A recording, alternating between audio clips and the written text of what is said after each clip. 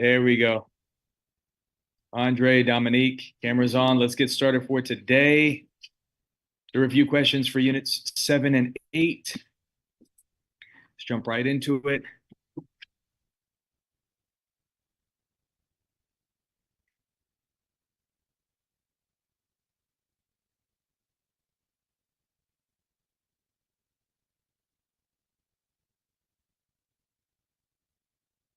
All right, let's begin with unit 7.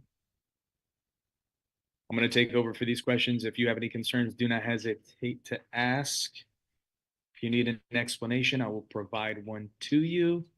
We're going to begin on page 175. Question 1. Here we go. The federal statute that prohibits a private homeowner from discriminating strictly on the basis of race in the selling, renting, or leasing is what? Correct answer, yes. We're talking about race and race only, 1866. Anything beyond race, now we're talking about 1968. Good job. Number 2, the law that requires developers with subdivisions of 100 or more lots to register with the CFPB is the ILSA, D as in Delta, Interstate Land Sales Full Disclosure Act. You're selling Florida land to out-of-state buyers. Right. Number 3, the federal 1968 Fair Housing Act, as amended, prohibits discrimination based on A. You got it. Number 4, an associate collects rent for an absentee owner of a multifamily building. The sales associate must B. Deliver to their employer by the end of the next business day. We saw that in Unit 5 as well. Number 5, when security deposits or advance rents are required by a landlord in Florida, such funds. 3 answers start off similar. 1 answer sticks out or is different from the rest. In this case, that trend works. May be deposited into the landlord's account if a sufficient surety bond has been posted. Number 6. All right. What'd you get for number 6? Yeah, they're being directed to a specific community because of their ethnicity, and the correct answer is A, steering. It's describing steering. Of course, that's prohibited, illegal. Number 7, a landlord who rents a duplex to 2 tenants is obligated to provide D, working smoke detector, shortest answer. Number 8, which disclosure must be given to tenants in multifamily buildings of 5 or more units? B is in Bravo, notice of where the deposit is being held within 30 days, longest answer. 9, if a tenant vacates rented premises promptly when a lease or tenancy expires, a landlord must. Correct answer is D, inform the tenant within 30 days if part of the tenant's deposit will be claimed. If there are no damages or claims for the deposit, the full deposit must be refunded to the tenant within how many days? Cut it in half. 15, yes. If it exceeds 30 days and no notice has been given to the tenant as to if they're going to claim their deposit, they forfeit the right to claim, the landlord, and must refund the full deposit back to the tenant. 10, the Fair Housing Act does not apply to which category? Longest answer, it's A, for sale by owners, for rent by owners as well. Number 11, if a tenant's rent is current and the tenant notifies a landlord of an intended absence, the landlord may, longest answer, not enter the rented premises unless it's an emergency. And what's reasonable notice to let the tenant know before you enter the premises? 24 hours. Yep, used to be 12. Now it's 24 hours. Now it's 24. 12, how long does a landlord have to correct a noncompliance after receiving written notice from a tenant? 7-day notice of noncompliance. A is in alpha. 13, an owner of a rental property decides to hire a different property management company. What are the requirements concerning the tenant security deposits and advance rent if the current management company is going to hold their funds in their escrow account? Correct answer is C, as in Charlie. Transfer the funds to the new property management company with a final accounting showing how much should be accredited to each tenant's account. 14, which law prohibits hotels from discriminating against customers because of their national origin? Yes, B is in Bravo, Civil Rights Act 1964, because what they're describing is what had ended in 1964, racial segregation. 15, which phrase may legally be included in an advertisement to sell real estate? Thank God. All right. A is an alpha. I don't need to provide an additional explanation. All right, let's move on. Unit 8 questions, property, rights, estates, tenancies. We're on page 199, question 1. The most complete interest in real property that an individual may possess is fee simple, absolute, complete ownership forever. Pass it down from generation to generation. Number 2, physical components of real property do not include C is in Charlie, equitable rights, because you have air, surface, subsurface. Fixtures are items that D, all of the above. Good job. 4, which statement regarding co-ops and condos is true? It's actually D as in Delta. Ad valorem is Latin. They don't describe it well in the textbook, but it means according to value. So according to value taxes, that's property taxes, by the way. Property taxes are based on the value. I mentioned this briefly. I said every year the county determines the assessed value of your property. And the higher the assessed value, the more taxes you will what? Pay. That's an ad valorem tax. It's according to value. We'll see more about that in Unit 18. 5, the bundle of legal rights associated with real property does not include? It's D as in Delta, utility, because think of the acronym DEEP C. This will help you remember. You have the right to dispose of your property, enjoy it, exclude people, possess, and control. 6, a son gives his mother a conventional life estate, obviously for her lifetime. That's redundant. The deed states that upon her death, the property is going to transfer to her granddaughter. Which type of estate does a granddaughter have during the grandmother's lifetime? It's a remainder estate. And the granddaughter would receive a name. What would the name of this granddaughter be? It's kind of like the answer. Remainderman, yes. Remainderman. 7, at the expiration of a lease period and before renegotiation of a new lease, a tenant continued to occupy the apartment the tenant's possession is called? Yes, the tenant is making the landlord. You got it. Good job. A family received the new microwave for Christmas. It was installed above the range, screwing the unit into the kitchen cabinets, venting it out the attic. It would be considered and would remain a fixture. Probably because it would cause damage if you try to remove, and it's probably not easily replaceable. So 9, the homestead tax exemption is deducted from the B, assessed value, which is determined every year by a county property appraiser. 10, a married couple owns a homesteaded property with title in both names. They have one minor child, one adult son, one spouse dies. What's most correct? Correct answer is C as in Charlie. And they try to trick you with homesteading, but then they go on to say that it's titled in both spouses' names. So both have their name on the deed. Of course, if one spouse passes away, it's going to go to the other spouse. Now, if one spouse's name is on the deed and the other spouse is not, but that spouse with their name on the deed passes away, if that property was homesteaded, surviving spouse receives at minimum a life estate. And I think we'll have a question about that. Number 11, the real estate protected by homesteaded rights is limited to? D. It's D. Why is it not B? B says and, which is implying that you can have more than one homesteaded property. We know you can only have one primary. 12, a constitutional homestead is owned by a man, head of his family, consisting of himself, his wife, his 3 kids. The man dies unexpectedly. Wow, thanks. After his death, who benefits? B, by operation of law. I just mentioned this to you. Surviving spouse receives a life estate, and the children are entitled, that's vested, as remaindermen.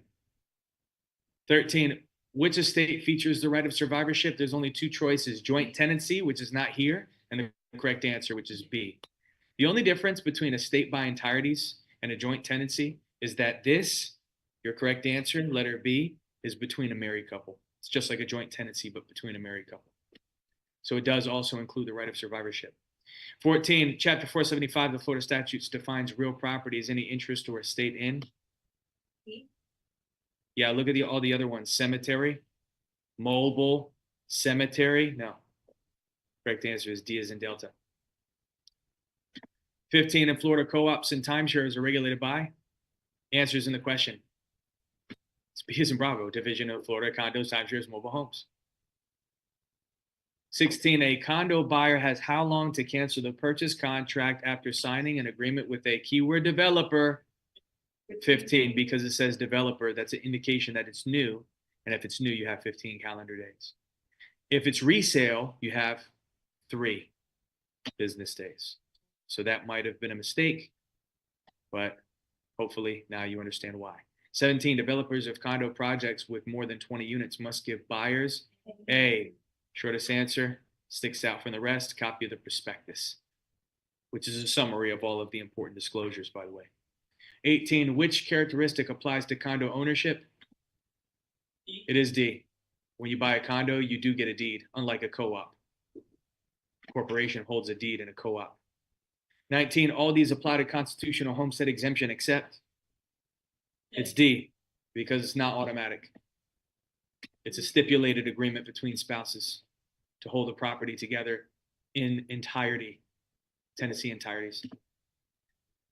20, a woman paid cash for a 60-acre lemon grove in Citrus County. The estate is for an indefinite period of time, which the woman does not own which type of estate in the property? Yes, because that's the opposite of freehold, which is what they're describing in the question. Any questions here? All right, let's take a quick break. Be back at 5:40. Yes. Let's take a break. 5:40. Stretch out, grab a snack, do what you got to do, be ready to rock and roll. We'll get started with our session.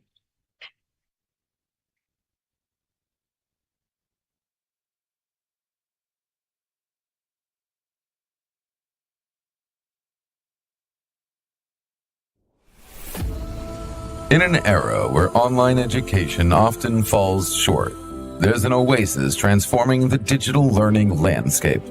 Welcome to Cameron Academy. With our AI-powered platform, we're not just changing the game, we're rewriting the rules. At Cameron Academy, we're not just elevating education, we're lifting learners to new heights. Our comprehensive video lessons and AI tutors simplify complex real estate concepts.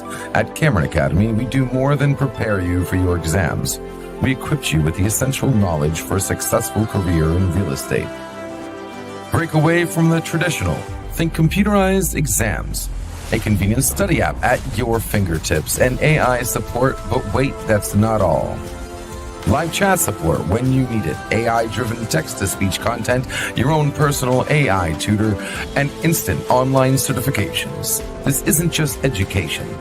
This is the future. We're reimagining what it means to ascend to success in the real estate industry. Choose Cameron Academy, the oasis of innovative learning. Your journey to success starts here.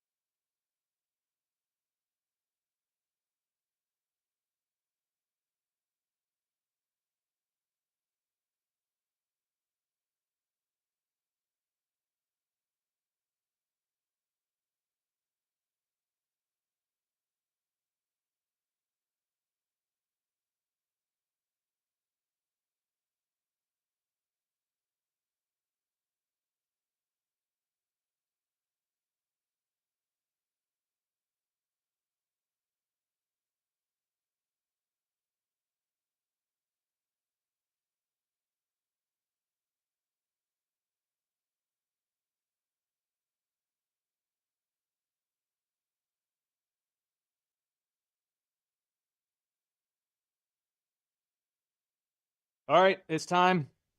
And it's Friday, isn't it? Not that we live for Fridays, right? We live for Mondays, opportunity days. But Friday, I mean, we're almost done with the first week of class. That's pretty impressive. I mean, it just flew by. But let's go ahead and open up our textbook. Uh-oh, I got to print out some stuff, don't I?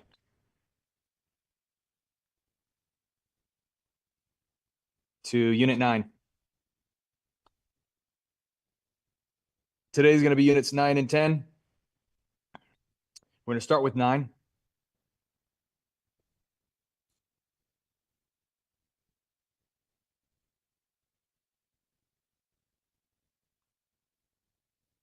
All right, we'll zoom into this.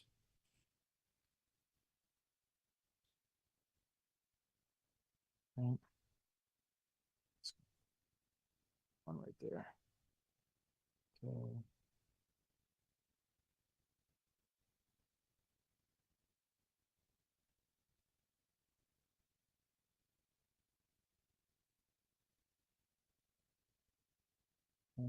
File print. Yeah, right there. Okay. Let me make sure I have enough paper in here. Let's just do that.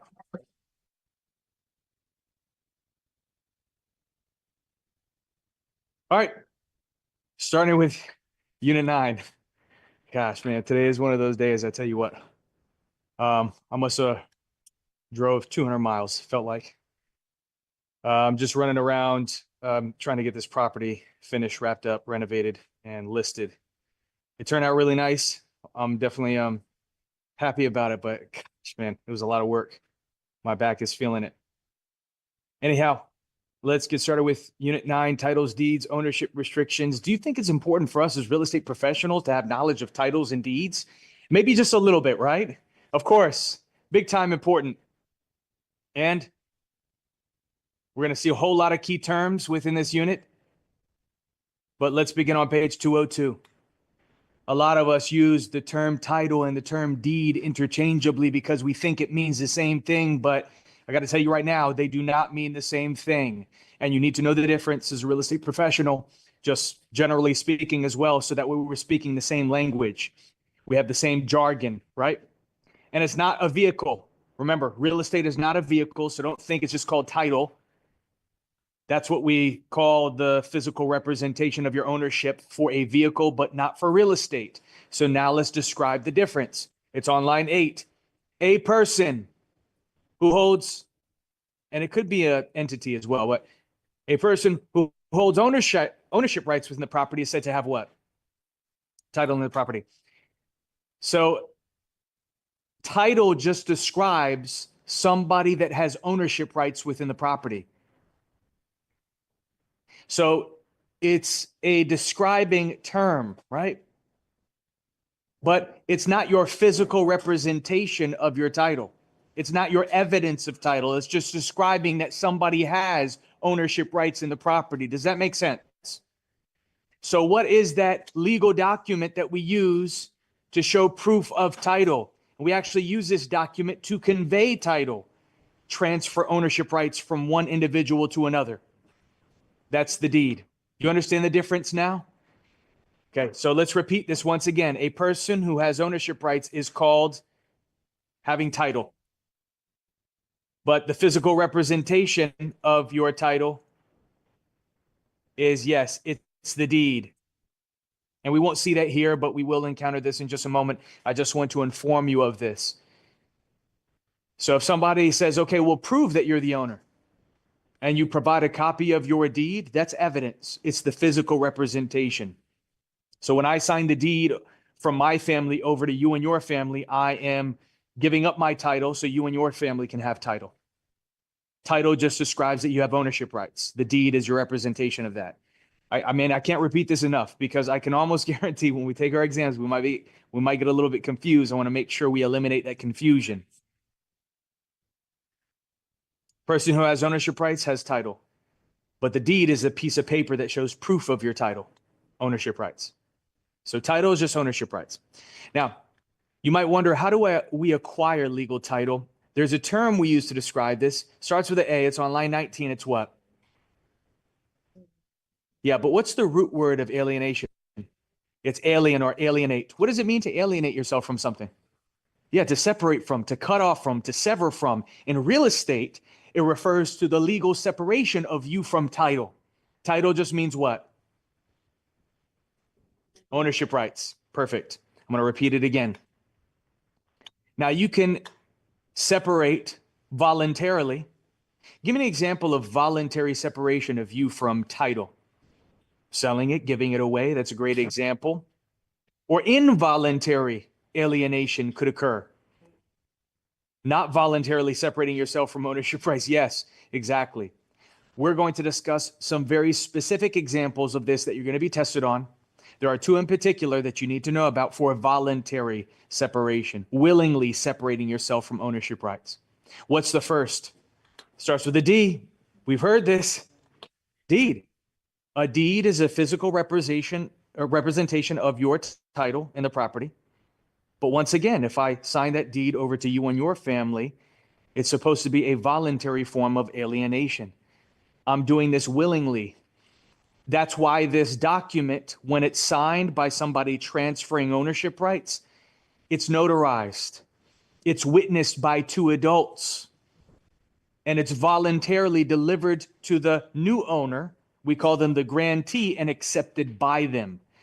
So we'll discuss this all once again, but here's our first example of voluntary alienation.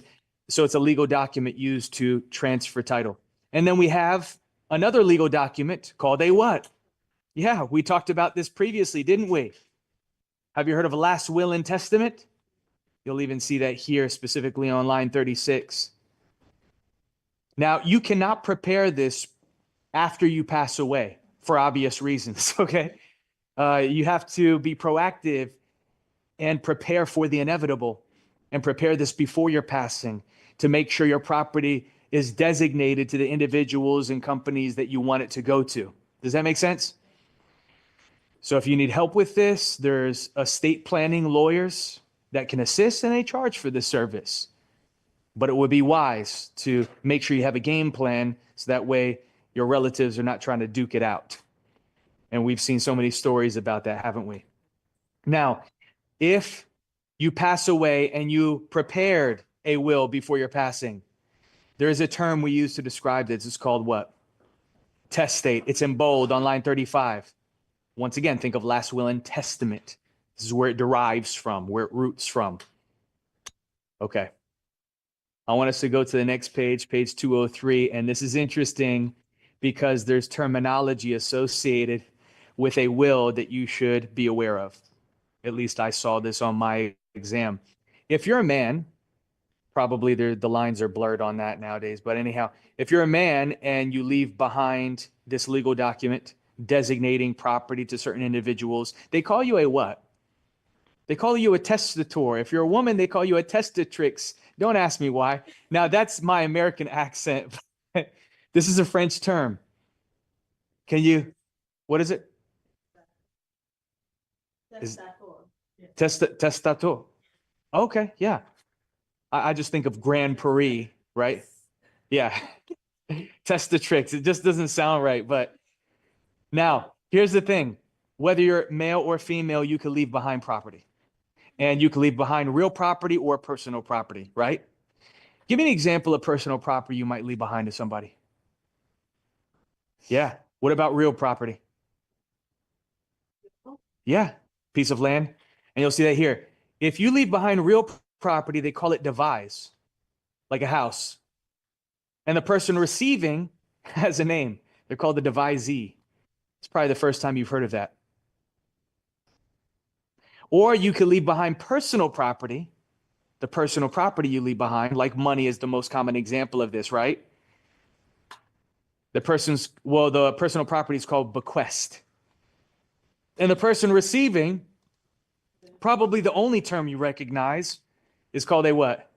Beneficiary. Have you heard of this before?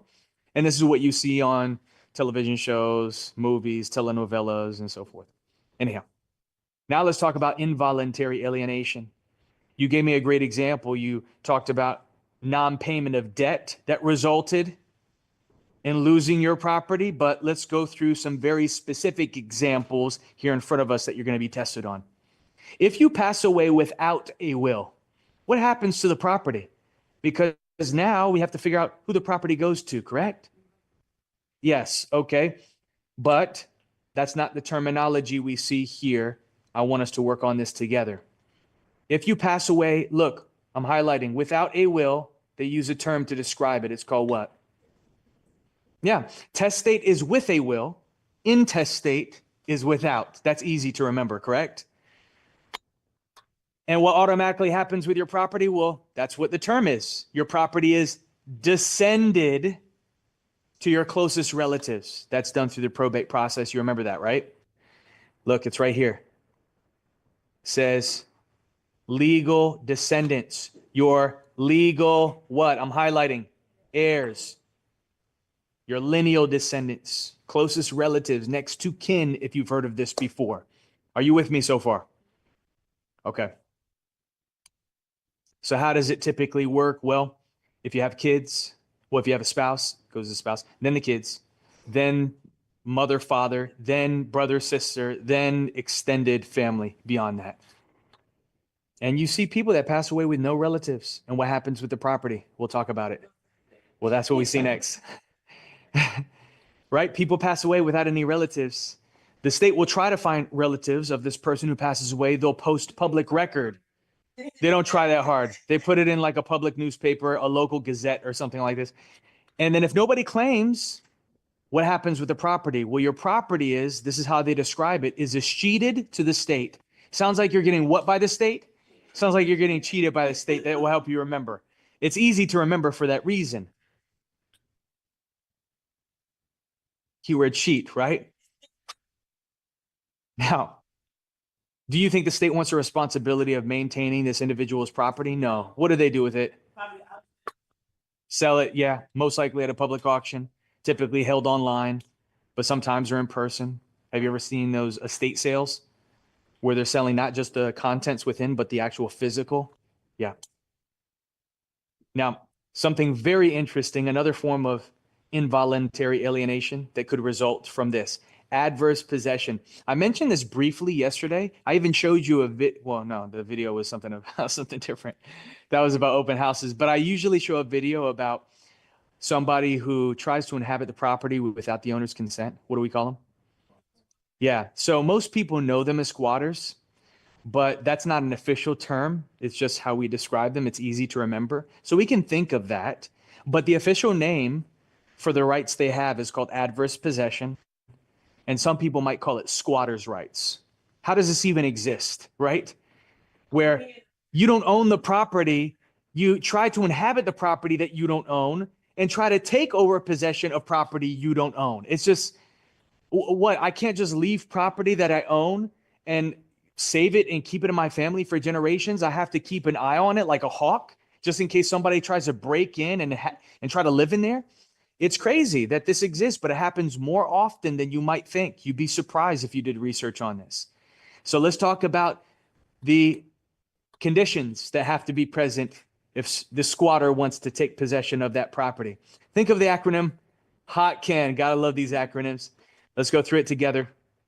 Now, H stands for hostile possession, which means the possession by this occupant. We can call them squatters because that's easy for us to remember. Is it with or without the real owner's permission? Yes, has to be without, has to be hostile.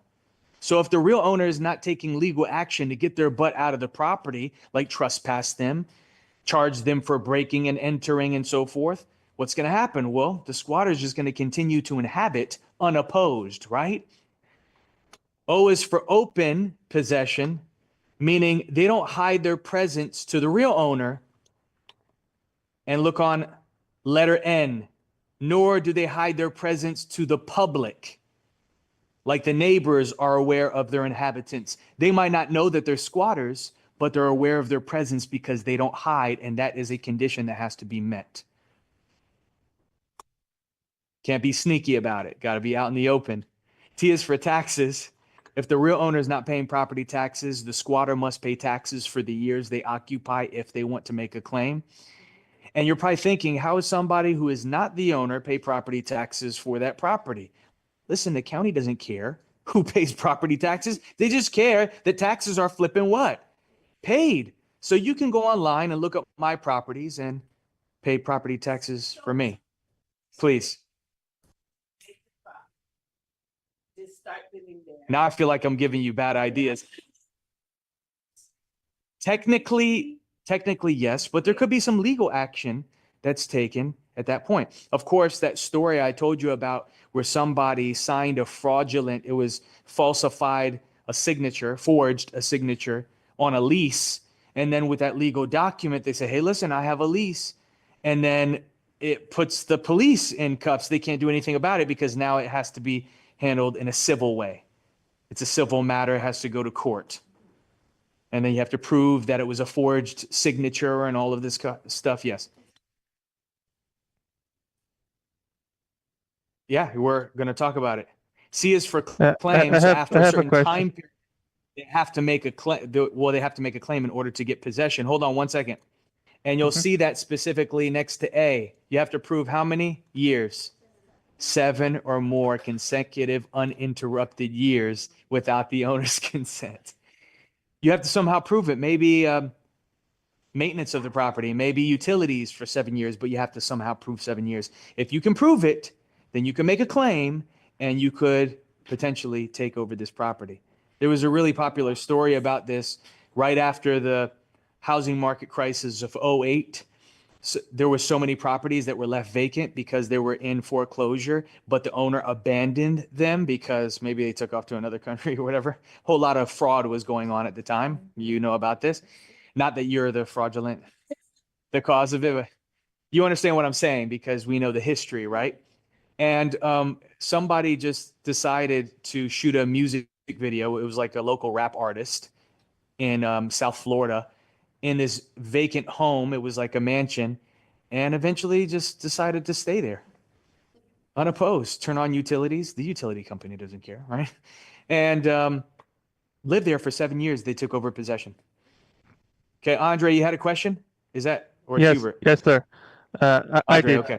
I'm not sure if someone asked that because I can't hear what people asked there, but I wouldn't think this would happen in the US. I'm from Brazil. I'm here for like 2 years now, and this happens a lot in Brazil. I wouldn't think it would happen here because of the laws here and everything. So when you own a property here, aren't you allowed to just get in your property and by force take people out of it? I like that idea, but no, it's you have to take legal action. Really? I thought you could here because I mean, listen, here's the thing. You can't If in they don't Brazil. have, if they have like, if they don't have any documentation and they don't know the laws and they just broke into your house, then by all means, take action, right? But what people are doing is they're being sneaky and they're leveraging law and knowing that cops can't do anything if they have a forged lease agreement because the cop is not a forensic analyzer on signatures or whatever. So it is what it is. You have to take them to court.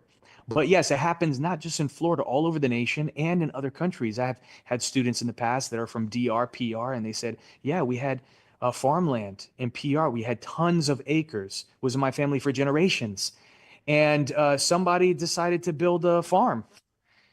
They just decided to build a farm on our family's property. So when I eventually inherited it, I discovered somebody built a farm. I'm like, what are you doing here? Nobody should be on this land. They said, oh, somebody sold it to us. So, Yeah, so somebody acted like they were the owner and then sold it to them. And this person got scammed just like you're getting scammed, you know? So it's crazy. yeah, because my question is, I've heard a lot of stories. I might be Yeah. wrong, but like that here in the US, like if someone like I'm in my property, someone comes in my property, I'm allowed to like to shoot them or Shoot something them? like that. Yeah.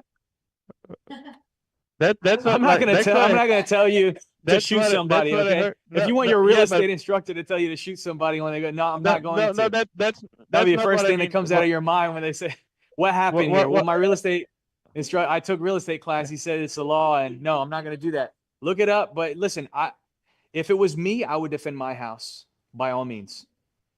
And Because yes, I do what have I a mean is that firearm. here I've seen people doing that, and like it's legal. In Brazil, you can't do that like at all. Like you cannot. Like You can't shoot them. so no, no. Yeah. So You're gonna here's the rule. Here's the laws for Florida, but the rules do vary from state to state. I just want to inform you of that. So this is Florida specific. And then all great questions, by the way. I always think this is a very intriguing subject. The last form of involuntary alienation, not voluntarily separating yourself from title, is eminent domain. Have you ever heard of this before? This is the authority, the power of the government to force you to sell your property to them so they can use it for a public purpose. Have you heard of this? If they have to build a major road, you probably saw this on your exam, and your property's in the way for this road that they want to construct, something of public benefit, they're going to force you to sell it to them. Do you have an option on whether or not you can sell it? No.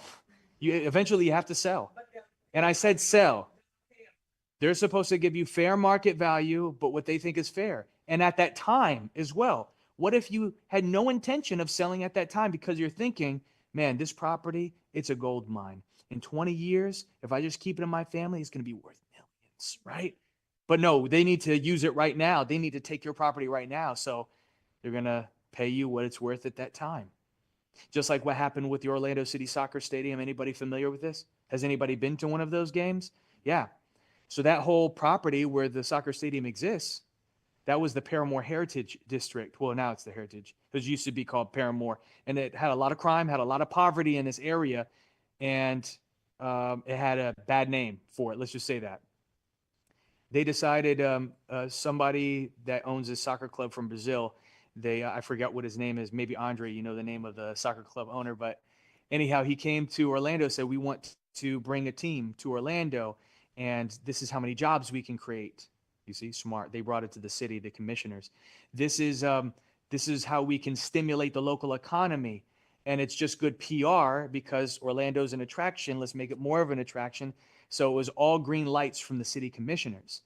The reason why they did that strategically is because if you bring it to the city and it becomes a city project, then they can use the authority, the government authority of eminent domain, and force the sale of all the property in their way to build that soccer stadium. And that's exactly what happened. They forced the sale of all the property in their way. And we're coming out of a recession at the time, by the way. So imagine what these properties were purchased for. Pennies on the dollar. I mean, $20,000 a property, because it was a very impoverished area. And plus, we're coming out of a recession. Nobody really wanted to live there. On top of that, housing prices were extremely low. So it was just great timing for the soccer club owner, I guess, in the city, because it's taxpayer money that goes towards that. And then we turn over the land to the soccer club owner. They pay for construction, and they were able to force the sale of all the property in their way, except for a little old church. I don't know if you notice, if you ever, you went to this game and you see this white church with a decent sized parking area, and they couldn't force the sale of it because it had historical significance. That's the only exception to the rule. It was the First Baptist Church in downtown Orlando. And because of this history, they couldn't force the sale of it. So the developer, the soccer club owner, they had to buy it directly and hopefully negotiate a price. They offered $2 million for this property. It was not worth that at the time, but they paid like 20% above market value to get the deal done quick. They thought that's going to be enough.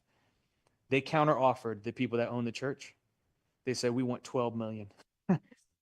And they went back and forth and they never got a deal done. It's still there. I don't know if you've driven by it, but anyhow. And they make a killing off of parking. Yeah. You just keep it and make money off of parking, right? Because that area has bad parking. So the authority for the government to do this is called eminent domain, but the process, the action of the government doing this has another name. It's called what?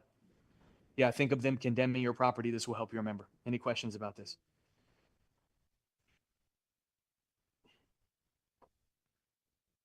Okay. Let's move on. Let me explain some history to you. as to how we used to transfer title in the past. It's kind of odd, but it makes sense because of how long ago it was. In the past, we didn't have legal documents used to transfer title from one company or individual to another. The seller would have to assemble the townspeople to witness the event. Every time property got transferred, you had to assemble the townspeople to witness. Imagine how cumbersome that was, how difficult that was. Maybe you'd pay each town member a couple pennies or something like that. And I did some research on this. It's not in your textbook because I'm a nerd.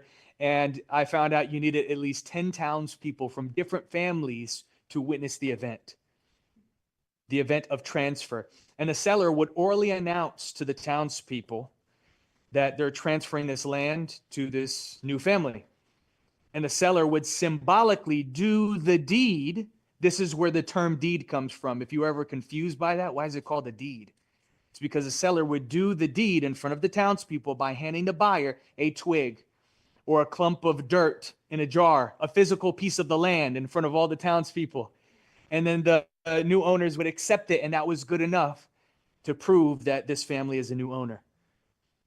Obviously, that wouldn't work today, right? Imagine assembling the townspeople every time you need to transfer property. It'd be crazy.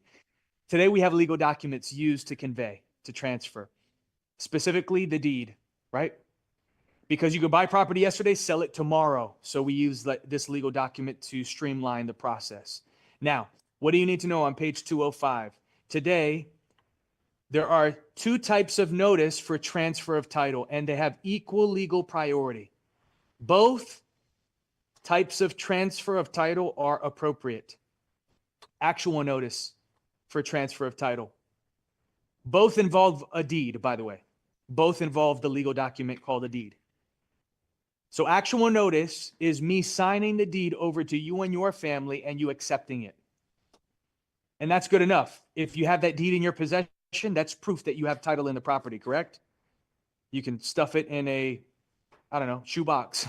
Hold on to it. Don't lose it because that's your proof of title. But that's not good enough for most people. Most people want to record the document into public what? And that's called what type of notice? Also known as what type of notice? Yes, to give the world notice. Hey, I'm the new owner.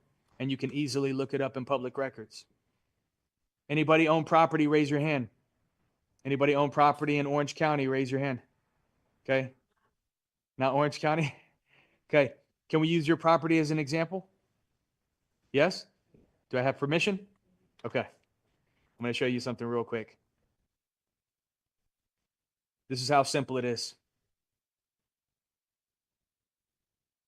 Yep. Oops. There we go. Nope. That takes me to OCPS. Got to go to the right website first.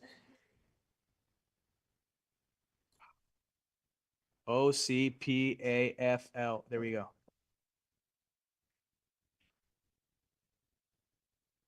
Anyhow, whatever county it's located in, search the county, Orange County Property Appraiser. This autofill is driving me crazy. There we go. You just Google it, go to their website. You can go to advanced search, or you go here. Here's their website. Then you go to property search, and then you can type in the address. What's the address? 502. Oh. COM. COMURE. M or N? M. NF. Oh, there you go. See, autofill. I was wondering right there. Okay, so I got your property. Okay, we can see when you purchase it, what it sold for, but I'm gonna skip over that because you probably don't want everybody to see, but okay. A little bragging right there. That's okay. Check this out. Look.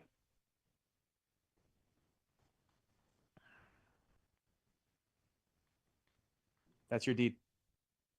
Look how quick it took to pull up your deed. It take you less than a minute to do it, provided the internet connection is strong. But look, it's only 2 pages. That's how simple it is. It's a very simple legal document to show proof of title. But if anybody has a concern as to whether or not you're the owner, you can say, hey, look in public records. There's my deed. And then you receive these letters in the mail that say, hey, get a certified copy of your deed and so forth. That's a scammy company. They're charging you $150 basically to print out your deed and put their own stamp on it and say, oh, yeah, it's certified by us. But it's just foolish. Anyhow.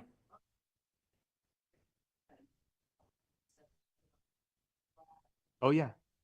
Legal description, parcel ID, size, the location, yeah, the zoning.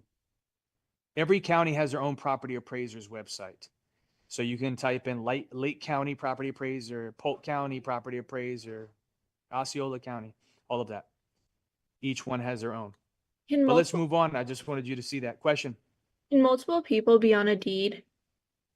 Like, Yes. okay. Yeah, you can have you, your spouse, a relative, your kids, whoever you want. I have a question also. Yes. Kind of going back towards the squatters or just in general, when you're in someone's home and then you pay the property taxes and now you have access to that home. What access do you have because you pay the property taxes? Like, how does it become yours? You can't take over their mortgage. How do you get the deed or the title? What exactly happens when you pay that? Well, first of all, it has to be without the owner's consent. Okay. That's number one. Number And then the two, 7 years. paying property taxes does not give you ownership within that property.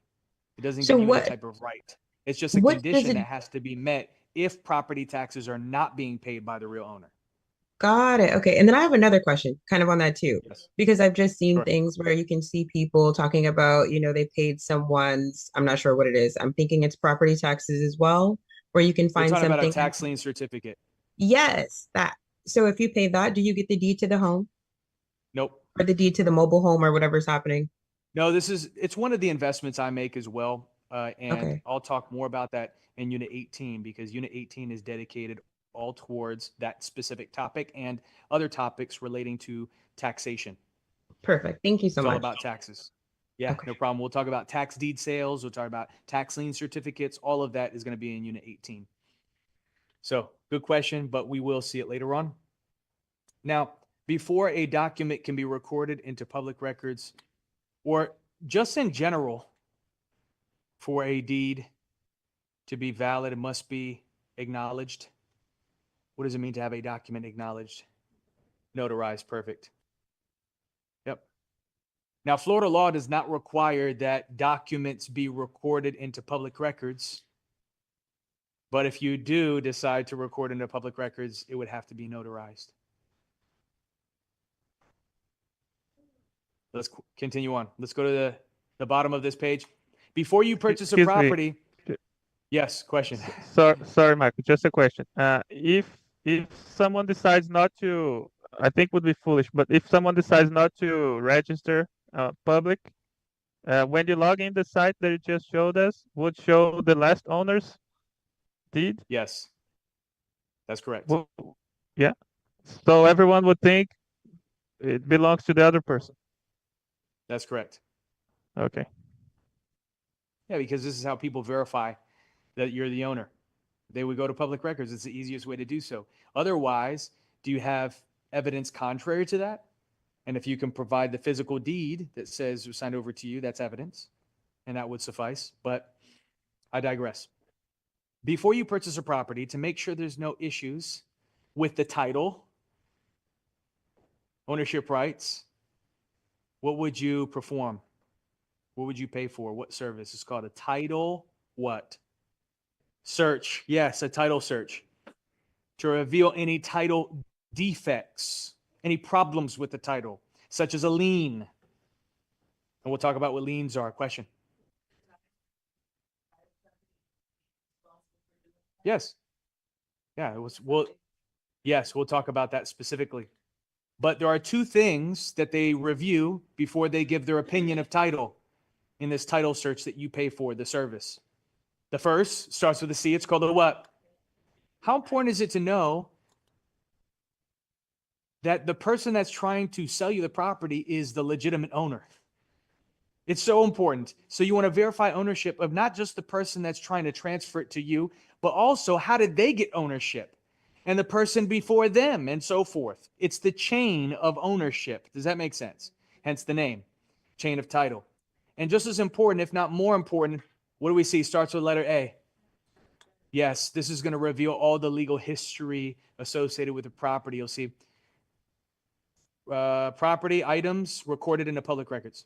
Items about the property recorded in the public record, such as what?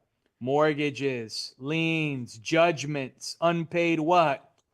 Taxes are all going to be revealed. And I can tell you, not that they show you within the textbook, but they'll do the search as far back as 30 years, 3 decades, to give you that confidence that you're receiving a clear title. Have you ever heard of clear title? Okay. Or a clean title is how we might describe it. Not saying that that's what you'll get when they do this search, because they might reveal something that jeopardizes title ownership rights within the property, some defect, and I'll give you an example of this in just a moment. But regardless, that's the whole point of paying for the service.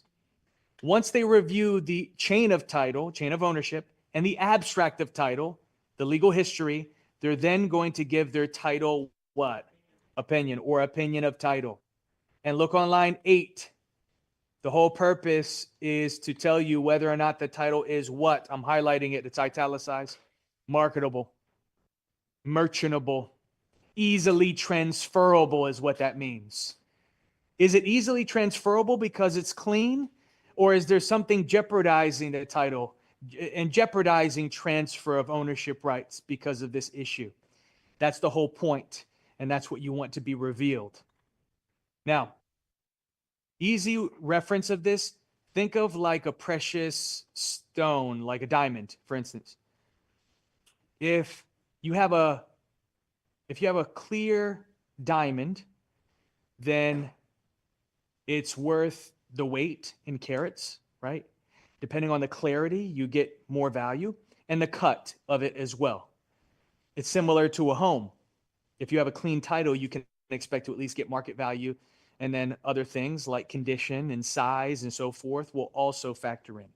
Versus a title that has defects, they also call these clouds to the title. It could jeopardize what that property is sold for. The property could be sold for less because maybe there's a lien attached to it for some type of debt that's owed. And if I'm going to buy this property with this lien attached, and it's going to cost my time and effort and money and so forth, then I want to get X percentage off of that sale price. I purchased property cash with title defects, and I use that as leverage in negotiation, if that helps you understand a little bit better. So it's just like a precious stone, like a diamond. If you have clouds in your diamond, does that jeopardize the value? Same thing, clouded title, clouded stone. Can anyone do this Yeah. research or? Hold on one second, Andre. Yes, so the question is, I'm sorry. can you buy a property with a clouded title? Yes, you can. I buy them cash all the time. Yes. If you're getting financing, no. If you're getting financing, no. Sometimes if there's like a code defect, which is a title issue, maybe like a code violation, that's something that could be settled at the closing, and lenders might allow that. But the whole point is to get that revealed. So the lender is going to require that you do a title search on that property. And we'll talk about who typically provides that service. Andre, you had a question?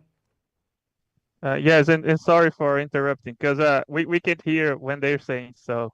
And then as a suggestion, if you can like repeat the questions that the classmates are doing. Of so, course. So we can. Yes. Yeah. So. Yeah, I tried but to my do that with the question. last one. I realized I wasn't. So yes. Yeah, thank you. And then my question was just what you're gonna say after that. That you said that who does that search, and if any of us can do it, or if needs to be an Yes. attorney. Okay, so who typically provides this title research called title search? Either a Florida-based title company or a Florida-based attorney. This is who provides this title research. If you were to buy property, let's say in New York, they only use lawyers for the coordinating the closing of a real estate transaction and to do this research on the property. But here in Florida, we have both options, right? Title company and attorneys can provide this service. It's a few $100s typically. But if you can establish good rapport with the title company, then potentially they can do this research for free, especially if you're going after investment properties. So you say, hey, listen, I'm an investor. I go after investment properties. I need quick turnover on title research because I'm getting properties sent to me and I'm contacting leads on the fly. So I need to know if there's any title issues. So I want you guys to hopefully provide that service. And then when I purchase it, I'll make sure I bring the closing to you because that's how they make the money off of closing costs, settlement fees, title searches, title insurance is what we're going to talk about next. But yes, if the question is, can people do their own research and the same type of information be revealed about the property? Yes, you can. I do this all the time because I participate in every single auction you can imagine. And you even asked about a couple other auctions. Even when I'm purchasing through a tax deed sale, tax deed auction, I'm still going to do research. And where do I look for it? It's in public records. And that's where the title company turns to do research on the property. Now, just because you can find this information, you have to know what you're looking at. Because this person might have multiple mortgages out against the same property, and you have to figure out which one got paid off, which one is priority, which one is the second one, and which one am I paying off, right? Which one am I? You got to understand this going into it, especially in an auction environment. Otherwise, you can get your shirt handed back to you real quick. And I've had so many students over the years that have requested a separate investor course, like to teach about bidding and auctions, how to set up your auction account, how to look for properties, do research in public records. And I might just take that offer soon. We'll see. And Maybe that the would first be time around. amazing. That would be amazing, Yeah. Michael. Like I'm an investor myself, but in Brazil, I do all of that auctions, but in Brazil. So it's completely That's different. awesome. So it would be Yeah, you amazing know what like to have a course like that. Yeah, I'll definitely consider it. Usually I do like a one-on-one thing with individuals. I charge about $2,000 to show somebody how to get involved in these auctions. And then beyond that, if they need additional consultation, we handle it by hour. But maybe I'll just do an official course, make it simple and have a curriculum for it and something that you can get a lot of value from. I'd be excited about that. But I'll let you guys know when the time comes. For now, in addition to doing your title research, you should purchase something called title what? What's the whole purpose of insurance? To protect you against what? Exactly. What you're describing is unexpected risk, something that you couldn't anticipate, something that was not revealed in the title search, and something that could jeopardize your ownership rights in the future. Title insurance will protect you against those circumstances. First one that comes to mind, I think I even used this a couple of times, maybe a forged deed signature. Somebody falsified identification, acted like they were the real owner, scammed somebody, sold them the property as if they were the owner, and they weren't. So now the real owner comes back and says, "What are you doing here? This is my property." That happens a lot. I'm pretty sure you've heard stories about it, but what is going to protect that individual, the real owner, from this circumstance? Title what? Title insurance.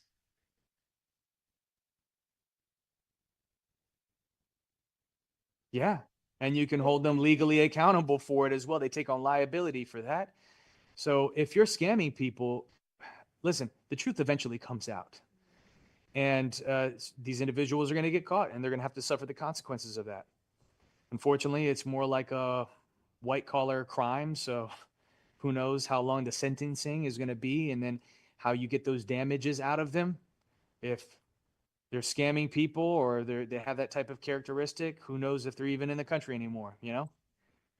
But good luck. That would be somebody's journey. Let's move on. Now, something interesting here. It says that Florida law does not require that you purchase title insurance. But if you're getting financing to purchase that property, the lender would require that you purchase title insurance. They don't let that slide. And there's actually 2 policies of title insurance that you might be tested on, you should know about for exam purposes. It's right here. You're going to be tested on one of them. But you should know both. The first one's called the what? Yeah. Now I want you to highlight both of these, lock in that information as quickly as possible, because the details of this and the comparison between the two are on the next page. So lock that in. Special number 33.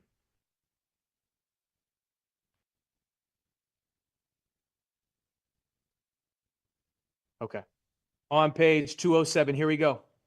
The difference between the owner's policy and lender's policy of title insurance. Let's go through these features together, starting with the owner's policy. If you can follow along. Owner's policy is issued for the what? Yeah, and that's the most it will reimburse at the time of defect. So if that example that we talked about, forged deed signature, you got defrauded, somebody sold you property that they didn't own, what's going to protect you? Well, title insurance, and it will reimburse you what you originally paid, not what it's worth today. So it doesn't include appreciation, unfortunately. Benefits the owner and your legal what? Heirs. If you pass away, your legal heirs can inherit this policy in addition to the property. But then it says it's not transferable. So what does that mean? Isn't that contradicting what we just said? It's not transferable if you sell the property or you just give away the property to somebody. But if you pass away and it stays within your family, it could be inherited. Now, you might be wondering, who pays for this policy at the closing? It says local custom dictates who pays for it, but I can tell you 99% of the time, the seller pays for it as a closing expense. Not only does the seller pay for this policy of title insurance, the seller will also typically pay for the title search because it's a show of good faith. They're saying, hey, listen, I know I'm giving you a clean title and let me prove it to you. Here's the title search. And then to further protect you and your family, I'm going to provide you with this policy of title insurance. You understand how it works? But everything in real estate is what? Negotiable. And so is this. So is who is responsible for paying all the closing costs. I've been part of transactions where I said, hey, listen, I'll buy your property for X amount of dollars and I'll pay for all the closing costs so I can get that deal. Or I've been on the other side where I can get the seller to pay for all of the closing costs. Hey, you want me to buy your property? Well, you pay for all the closing costs. I'll pay this amount upon negotiation. So everything's negotiable. And it's a one-time premium that you pay for this policy. It's not a monthly or annual fee. The lender's policy. This is only if you got financing. The lender would require this policy. There's no way around it. And what's the whole purpose of this policy? To protect who? The lender against unexpected risk associated with the title ownership rights. It's issued for the loan amount, naturally, and that's the most it will reimburse the lender, the loan balance at the time of defect. It benefits the lender. It's transferable, assignable. Why? And this is a major difference between the two. Yes, of course, because lenders sell your debt. I don't know if you're familiar with this, but yes, lenders will sell your debt almost immediately after origination. They'll collect that first payment and then they'll sell it off. Okay? Well, I'm going to tell, this is how it is. Lenders make more money nowadays off of originating your loan versus holding onto your debt through interest, making money off of you through interest. If they can make 20, 30 grand off of you just by giving you the $300,000 loan, but then sell that to another lender, get their $300,000 back, and then pocket the 20, 30,000, and then use that same $300,000 to give somebody else a loan, make 20, 30 grand off of them, get their money back. They're recycling the same money. So this is the name of the game nowadays. It's the least risky for the lending institution, unless somebody has like an 850 FICO score and probably doesn't need the loan, but they decided to get financing from a lender of course, they're going to hold on to that and keep it in their portfolio because they're thinking they're never going to default. They got the money, and it's just collection every single month. Anyhow, there is a good movie for you guys to watch. And by the way, I have it on my playlist. I'm going to watch 99 Homes, but they recommended a good movie. They said the name of the movie is 99 Homes. I've never seen it before, but it's about squatters' rights. It's about somebody squatting inside the property. So like somebody who is renting, their rental agreement ended, and then they just decided to continue staying there, and they try to leverage all the laws to not be kicked out or something. So anyhow, it's not a documentary. It's a comedy, right? Okay. Oh, it's a series. I thought it was a movie. It probably is. Anyhow, The Big Short. The Big Short. The Big Short. And I'm going to recommend this again next week, because next week is all about financing. And then I'll get into the detail of what we're describing here, where lenders sell your debt and what their agenda is.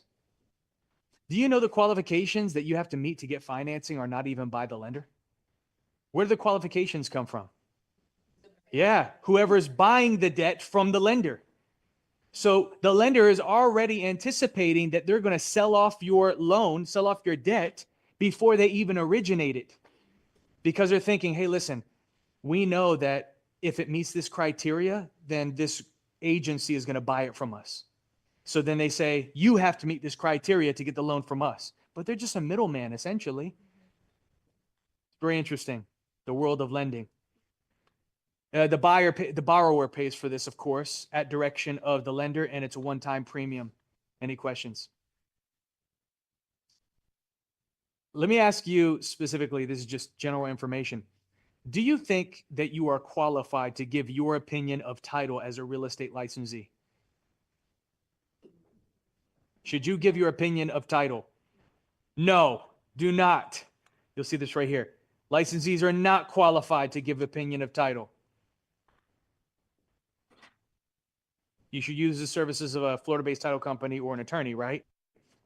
Don't try to give your opinion of title. Even if you know where to look in public records to reveal this information, you might not know enough about what you're looking at to give your opinion. And don't take on that liability. For instance, I heard of a real estate agent. They told somebody, oh, listen, I know you want to buy this property, but I just looked up in public records. There's like a $50,000 lien attached to it. And it scared the buyer. They backed off even though they loved the house. And then they found out somebody else bought it. And they're like, wait a second, I thought you said there was a $50,000 lien. How are they doing this? How are they buying it with that defect? What they didn't know is that lien had already gotten satisfied, and it hadn't shown up in public records yet. So now they just jeopardized the deal. They took on liability for this, and those buyers sued them. Anyhow, let's move on. Once again, we see what on line 14? Yeah, it's a legal document, piece of paper used to show proof of title. We see that detailed once again. There's two parties to a deed. Who are the two parties? Grantor and grantee. Now look up here. Grantor is the owner doing what? And the grantee is the new owner doing what? So what you're going to see in the textbook is a lot of ors and e's. Not Eeyores, okay? Not Winnie the Pooh, but ors and e's. Like, for instance, we see grantor and grantee, but you're going to see mortgage or mortgagee, lien or lienee, lessor, lessee, option or optionee, and it just goes on and on and on. Vendor, vendee. There's actually a page in your textbook dedicated towards revealing all the ors and e's to you. It's at the end of your textbook before the glossary. It's in the appendix of your textbook. Anyhow, so the point is this. If you have or at the end of the name, that person is doing what? Giving. E means they're what? That's consistent in front of us, and it's consistent beyond what we see here in front of us. So easiest way to help you remember this is think of an employer.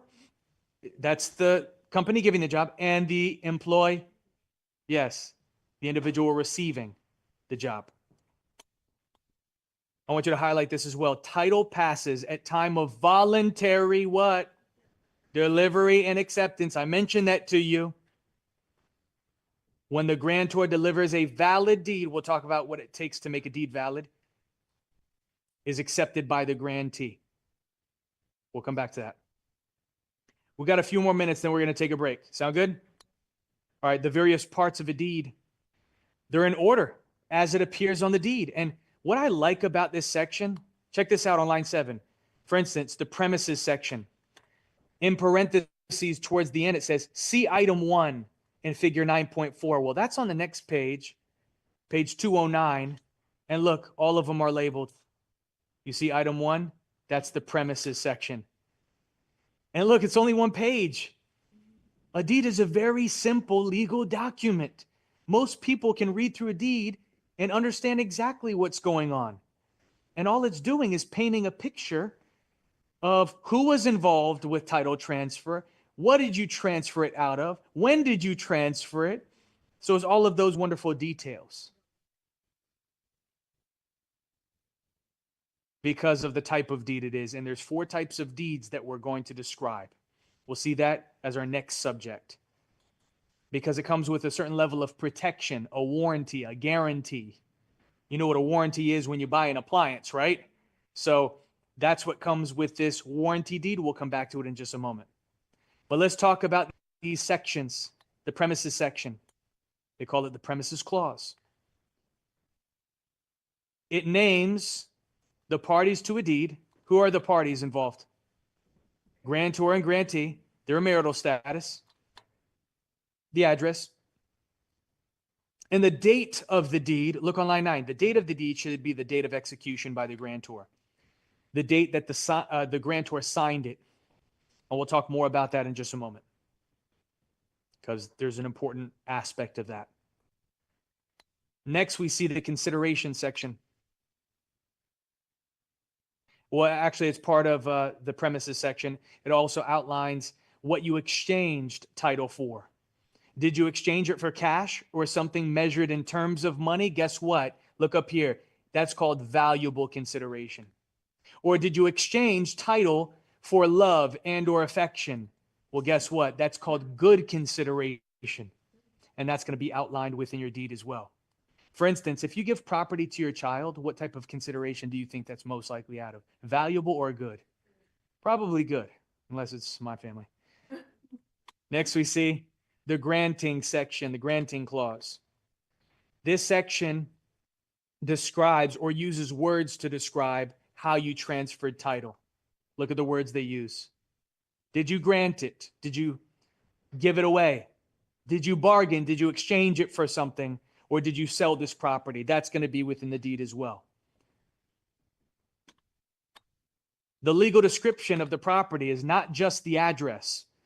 There's an official legal description that's recorded in the public records, and you would copy and paste it and put it on the deed. Same thing for sale contracts. In addition to the parcel ID. So you can identify the property that's being transferred. You have to be accurate. And that's the way we do it. The appurtenances section. You remember we talked about this yesterday briefly? Look. You remember we talked about that yesterday? Talked about water rights. And I mentioned it would be located in this section of the deed. If you have riparion, right? Rights to a flowing body of water. Or litoral, your rights to a still or a tidal body of water. Skip a page, go to page 210. We see the habendum clause. And the reason why it has this odd name is because this is not the official name. It's part of the name. The official name is Latin, and it's a phrase. It's called habendum etiendum. Okay, not Harry Potter once again. Okay, we're not casting a spell, but habendum etiendum translates in Latin to have and to what? Hold. From this day forward, what does that sound like? Sounds like marriage vows. And that phrase is used within the deed, to have and to hold this property. And then it goes on to describe what type of ownership is being conveyed to you. Do you remember yesterday we talked about the 2 types of freehold estates? The one that you want, the one that everybody wants?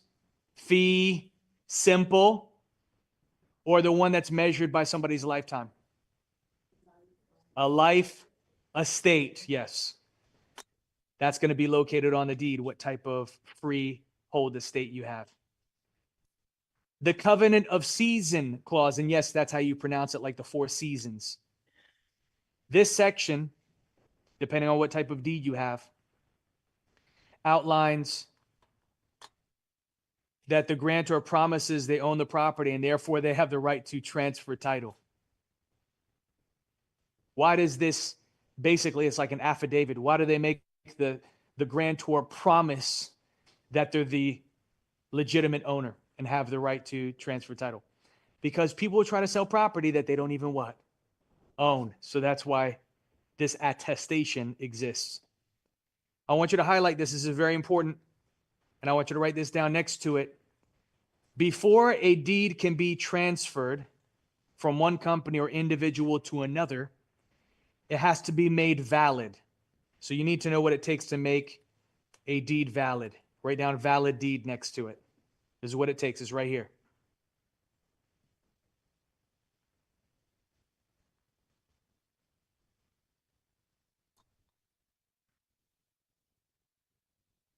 So here it is. Let me describe this to you and you'll find this very interesting. It says, a deed must be signed by a competent what? Grantor. And how many adult witnesses? What does competent mean though? Yes, conscious of sound mind and of legal age. What's of sound mind? Yes, absolutely. They're not drunk. They're not on drugs. They have the mental capacity to make their own decisions. And what's legal age? 18. This is the requirement for the grantor. But if you continue reading, it says the grantee does not have to be competent nor sign the deed. And Melissa, if we were to pull up your deed once again, you would not see your signature on that document because you were the party receiving. You were the grantee in that circumstance. And this is what we just learned. The grantee does not sign or have to be competent. And you're probably wondering why. Well, look up here. This is why we can even give property to our what? To our kids, because our kids don't have to be competent to receive ownership rights in real property. And in some rare cases, you might have heard stories about this. Sometimes people even leave property to their meow, to their pets. That's a real thing, by the way. And because pets are not competent, they can still receive ownership rights. Exactly, right? Like what happens in that circumstance? Just like you can giveth, you can taketh away, right? Because you're the guardian, you make legal decisions on its behalf. And with your kids, same thing, until they're of legal age themselves. And then they can be responsible for transferring. Make sense? What was that? Blame a squatter for going into a...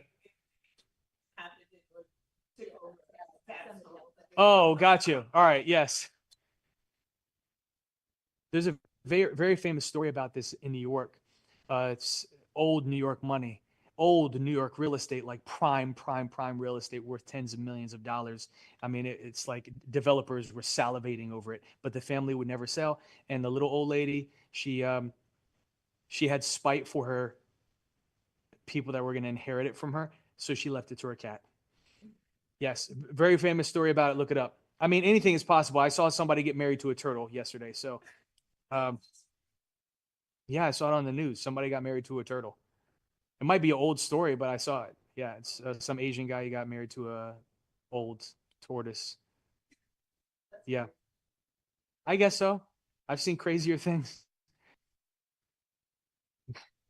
Grew up in the 90s. Yeah. This is something that for sure would only happen in America, you know, like in the United States. That's not like but like Hey, listen. Hey, watch it. Watch it, but Andre. what I mean what I mean is so what happens then? Like you leave it to a pet and what happens then? Whoever's the guardian, whoever makes legal decisions on behalf of that cat, dog, or child. They make So- decisions. So a lot of people is gonna want to have that cat then. They're gonna just leave the door open and, oh, the cat got out. I don't know where the cat is. Yeah. But and then No, another not if it question. has kittens. It's not gonna be like. Anyhow, Another question. So, if you let's for instance, I have a pet. I live to my pet, and then I owe money to somebody. They are going for my property. They cannot take the property from the cat. I don't want to talk about that. I mean, that's crazy. That's crazy. That's like I'm not a lawyer, and in that circumstance, it's so rare. It's beyond rare. But if it were to happen, it would be probably the legal action would be to hold the owner that tried to play this game and put it in their cat's name accountable. That's it. I don't think there's a way around the law by putting it in your cat's name. But I think I'm giving you bad ideas. This it's is the crazy. problem No, here. no. I'm telling you What I these mean rules, is, and then you're it's thinking crazy. like, maybe if I use The- this, you know. No. I mean that's crazy even to think that this rule exists. You know, like to put it under a pet's name or something like that. Yeah, But but that's it is true. Interesting. All right, so let's take a break. I want you guys to be back at 7. Stretch out, grab a snack, make a phone call, do what you got to do. Be ready to rock and roll. I'll see you guys in just a moment. And then we'll continue with the different types of deeds. I love it. This is a very intriguing unit, right?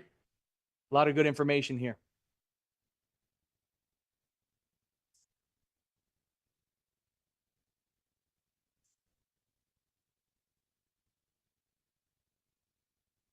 $54. We discussed this already. This is what it takes to make a deed valid, signed by a competent grantor in front of 2 adult witnesses. But it is something you're going to be tested on for class exam question 54. Yep, 21 through 24.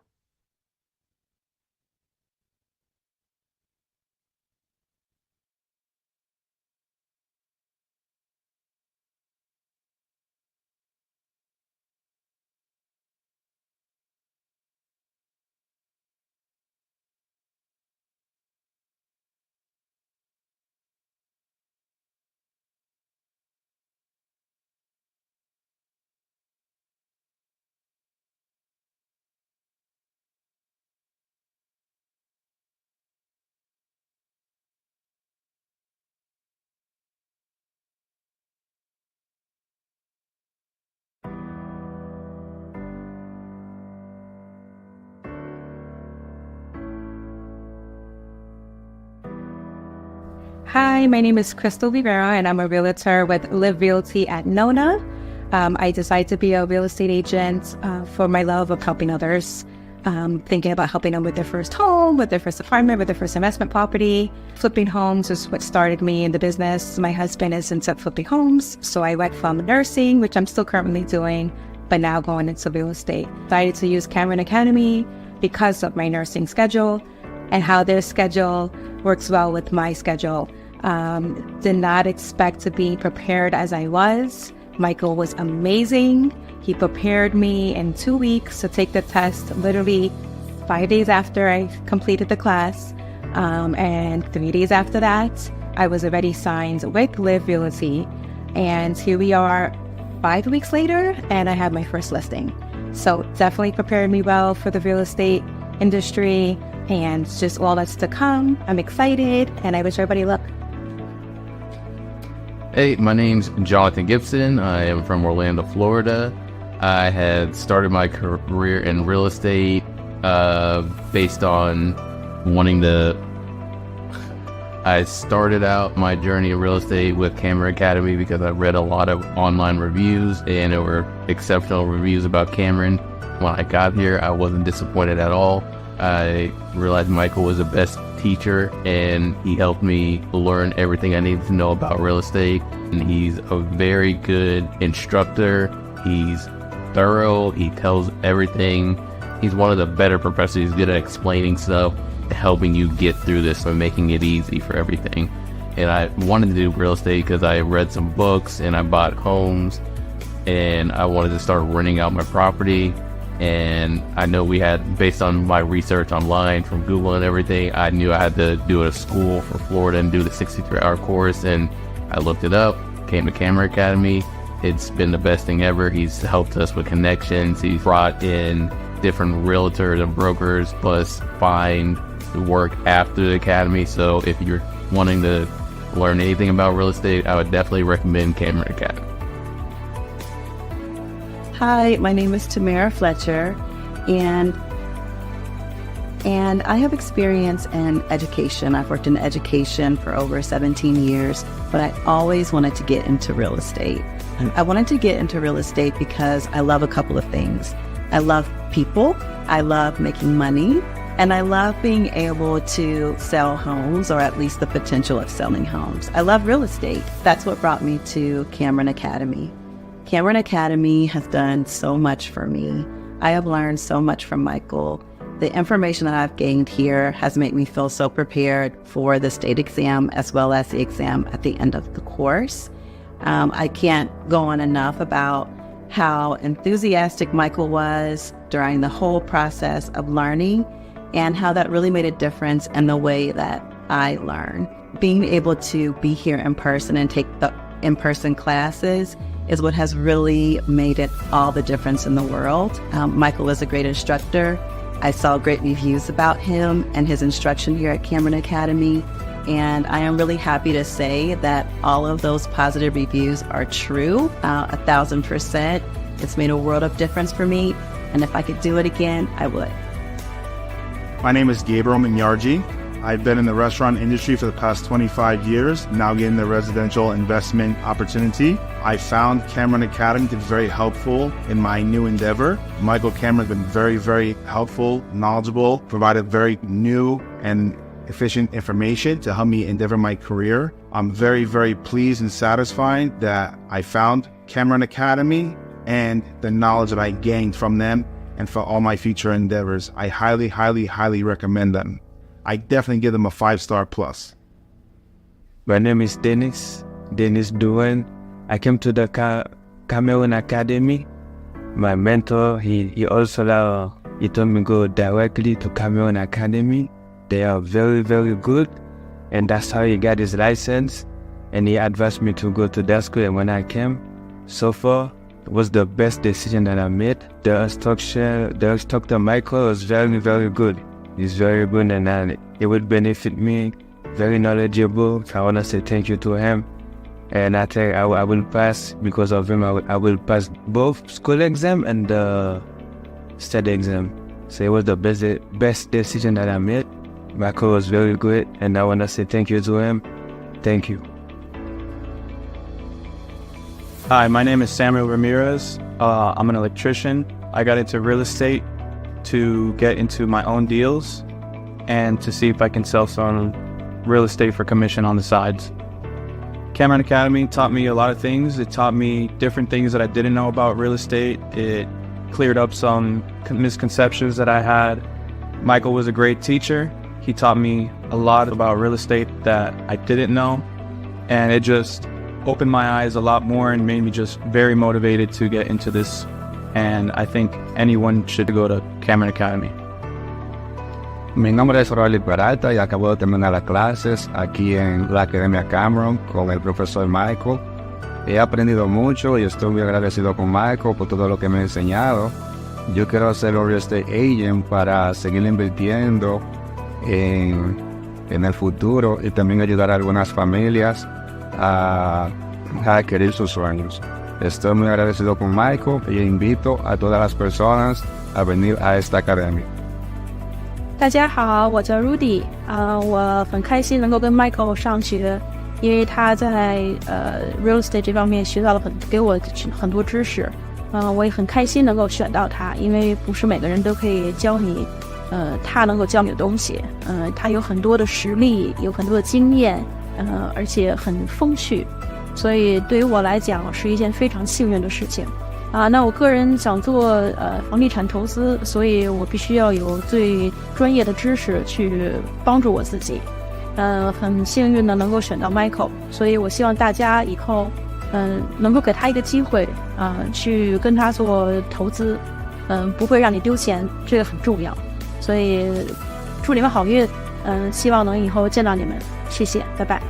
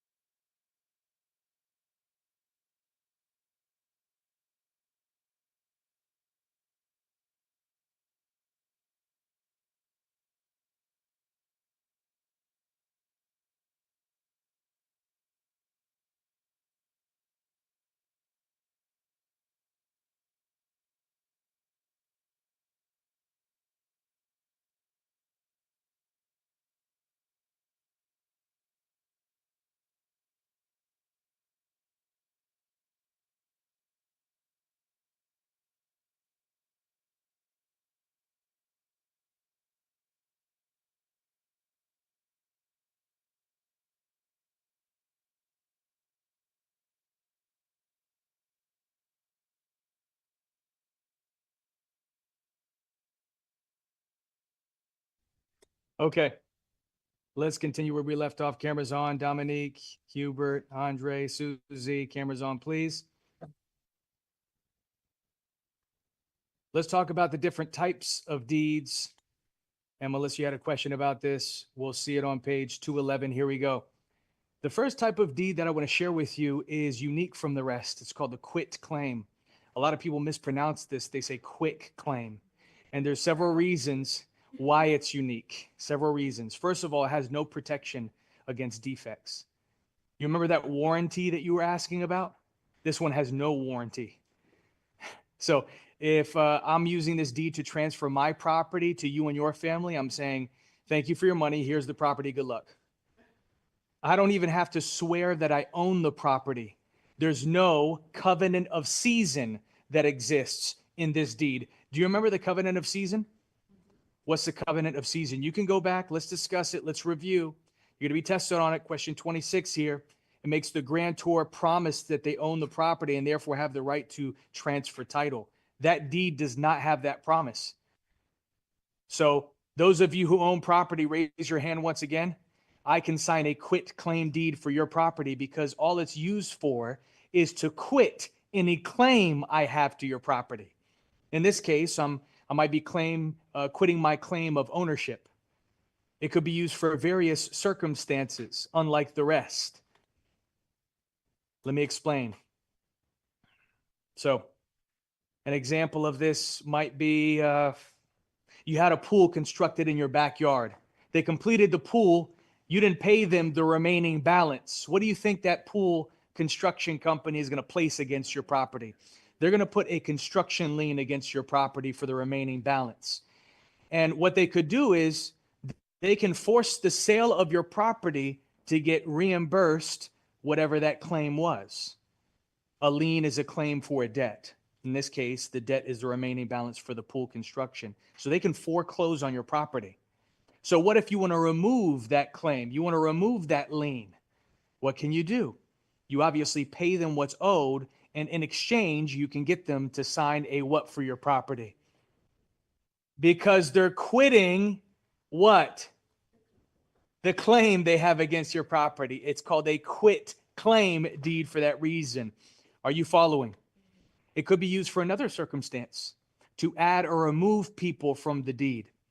So sometimes what couples do, imagine the husband, he purchased property before marriage, he got married, wife moves in, they build a beautiful family together, they live there for 10 years. Eventually, he wants to add her name to the deed. You could use a quit claim deed for that. You could use other types of deeds, but mainly a quit claim deed is used. But something interesting, add or remove people. Let's just say I wanted to add my spouse, so you have a better picture of what I'm talking about. I would be the grantor signing the deed over to myself as the grantee, but along with my what? With my spouse. Does that make sense? So I would actually be both the grantor and the grantee in that circumstance. It's a unique type of deed. Any questions about this? I have a question. You could, but most people just use a quit claim deed because it's less complicated, it's less complex, doesn't have so much detail to it. So it could be used for that simple circumstance.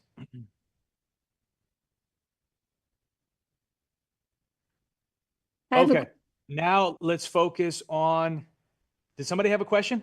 Yes, I did. Okay, sorry, I had the volume turned down. Yes. You're fine. So for the quit claim deed, so it's Yes. basically if you are to change anything that was originally a part of the deed, you're quitting that claim. Am I thinking about it correctly? Okay, repeat that again. So is it basically you're making change to the original deed? So you're quitting the claim that you originally had? Not exactly. I would prefer that we not look at it specifically through that lens. Okay. It's just, you have a grantor, you have a grantee still. The grantor is quitting their claim for a grantee, essentially. And then I gave you a few circumstances for this. It could be that pool construction company, they're quitting their claim. They don't have to swear they're the owner of the property. Remember, no covenant of season. All they're doing is quitting any claim they have to the property. In this case, the claim that they have against your property is the lien that they place. So they're quitting that lien. And that's enough to remove that title defect so you can have clear title once again. And I think you'll even see that here, if I'm not mistaken. I can highlight it for you. First of all, it says no warranty, right? No warranty. And then it says the quitclaim deed is used to clear existing or potential clouds to the title. Most often used for that. But let's go through these others, and if you still have the same question, I can clarify again. I have a question. Bargain sale deed. Yes, question. I'm sorry. So let's just use an illustration about the pool company. What if in the event they are out of business and bankrupt? Does the claim still remain on there forever? I mean, it's a good question. Did this happen to you? No, just a scenario I just thought of. I was just curious as to why. I mean, it's definitely unique. If they go out of business, I think you'd have be able to file a motion to remove that, but you'd probably have to get some legal advice that goes beyond what we're talking about here or my pay grade. So I don't have the qualifications to advise you further, but I would say you probably have to get some legal advice. Okay, thank you. Now I want to move on to what we like to call the bargain and sale deed. It's similar to the quitclaim for the fact that it has no warranty. You'll see that on line 9, no warranty as to the quality of title.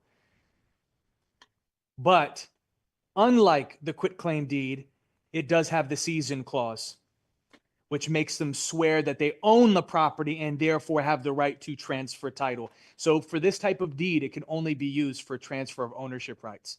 It can't be used for other types of claims that you want to remove from that property, clear other defects. And that's once again why that quitclaim deed is most unique. The special warranty deed, now we're getting into some protection. The other ones did not have any protection. The next two do have protection. Special warranty deed, hence the name warranty. It does have the season clause, so they have to swear that they have ownership rights. They have title to the property.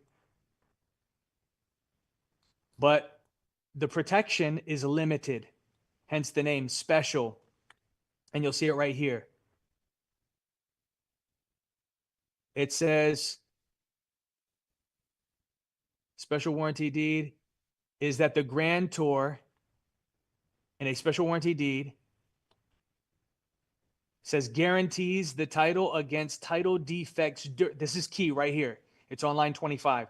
During the period for which the grantor had ownership against existing and not against existing defects prior to that. Yes. I'll give you an example. Imagine I'm transferring title in my property over to you and your family, and I'm using this deed specifically, the special warranty deed. I'm saying, while I had ownership, I didn't cause any issues, and I'll protect you. Of course, most people get title insurance, right? You remember title insurance? And most people will turn to title insurance to clear that defect. But what if the insurance company says, we're not going to cover it? At least, you know, with this type of deed, you get some type of protection, and you can actually hold me accountable for clearing that title once again and providing you with a clear title, you and your family. So that's unique, right? It's interesting for that reason. And then the type of deed that is most common and it's most often used, and this is the type of deed that you have, Melissa. It's called the warranty deed. You'll see right here. Or officially the general warranty deed. And it comes with the greatest degree of protection. Contains all the covenants and warranties available to give the grantee, the new owner, every possible future guarantee to title protection. It's most commonly used, most common type of deed used in Florida. And guess what? Look on line 32. If you don't specify what type of deed is to be delivered, the seller has to give or award the general warranty deed. But do you think the average homeowner, property owner, knows that these different types of deeds exist to use one versus another? Most people only know the warranty deed because that's what you most likely see in public records. Let me give you an example of when you might see a special warranty deed used, because you're thinking that's kind of unique, right? Protects you against defects while the grantor had ownership and not prior to that. It's most likely used for bank-owned properties. Have you ever heard of REO properties? REO stands for real estate owned. It's bank-owned properties. When the bank forecloses, they turn around and sell it. But they will make sure they clear the title of any defects. Still, they will only give the special warranty deed because the bank is saying, while we had ownership, we didn't cause any issues. But that's not what you're concerned with. You're concerned about the individual they foreclosed on that didn't pay their debts. And if they didn't pay their mortgage loan debt to lose their property, they're probably not paying any other debts that they have against the property. So it's not very much protection at all if you think about it.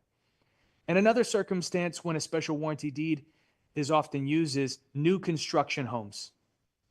When you're purchasing property from a developer, they will most likely give you a special warranty deed. But other than that, this is the most common.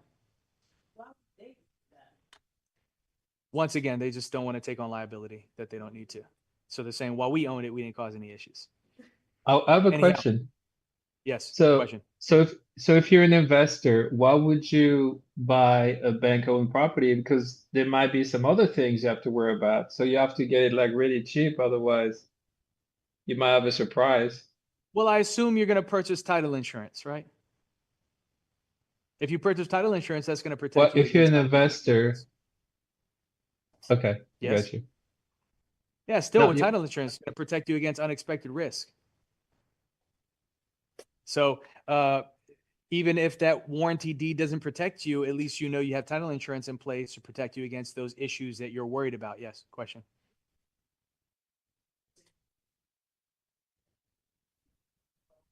The person who awarded you the warranty deed. So the question was, who do you go after legally? Hold them accountable for title defects.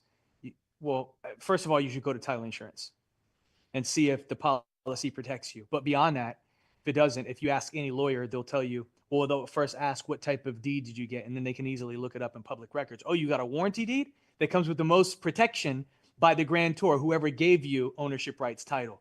So we're going to go after them. We'll send them a legal letter.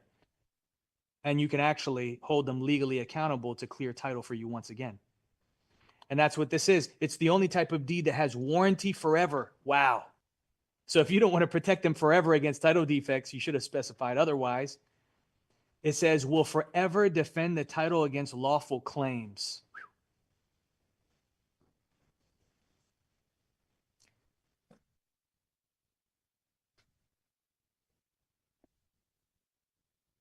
And further assurance means promises to sign and deliver any legal instrument in the future that might be required to make the title good. So both of those combined, wow.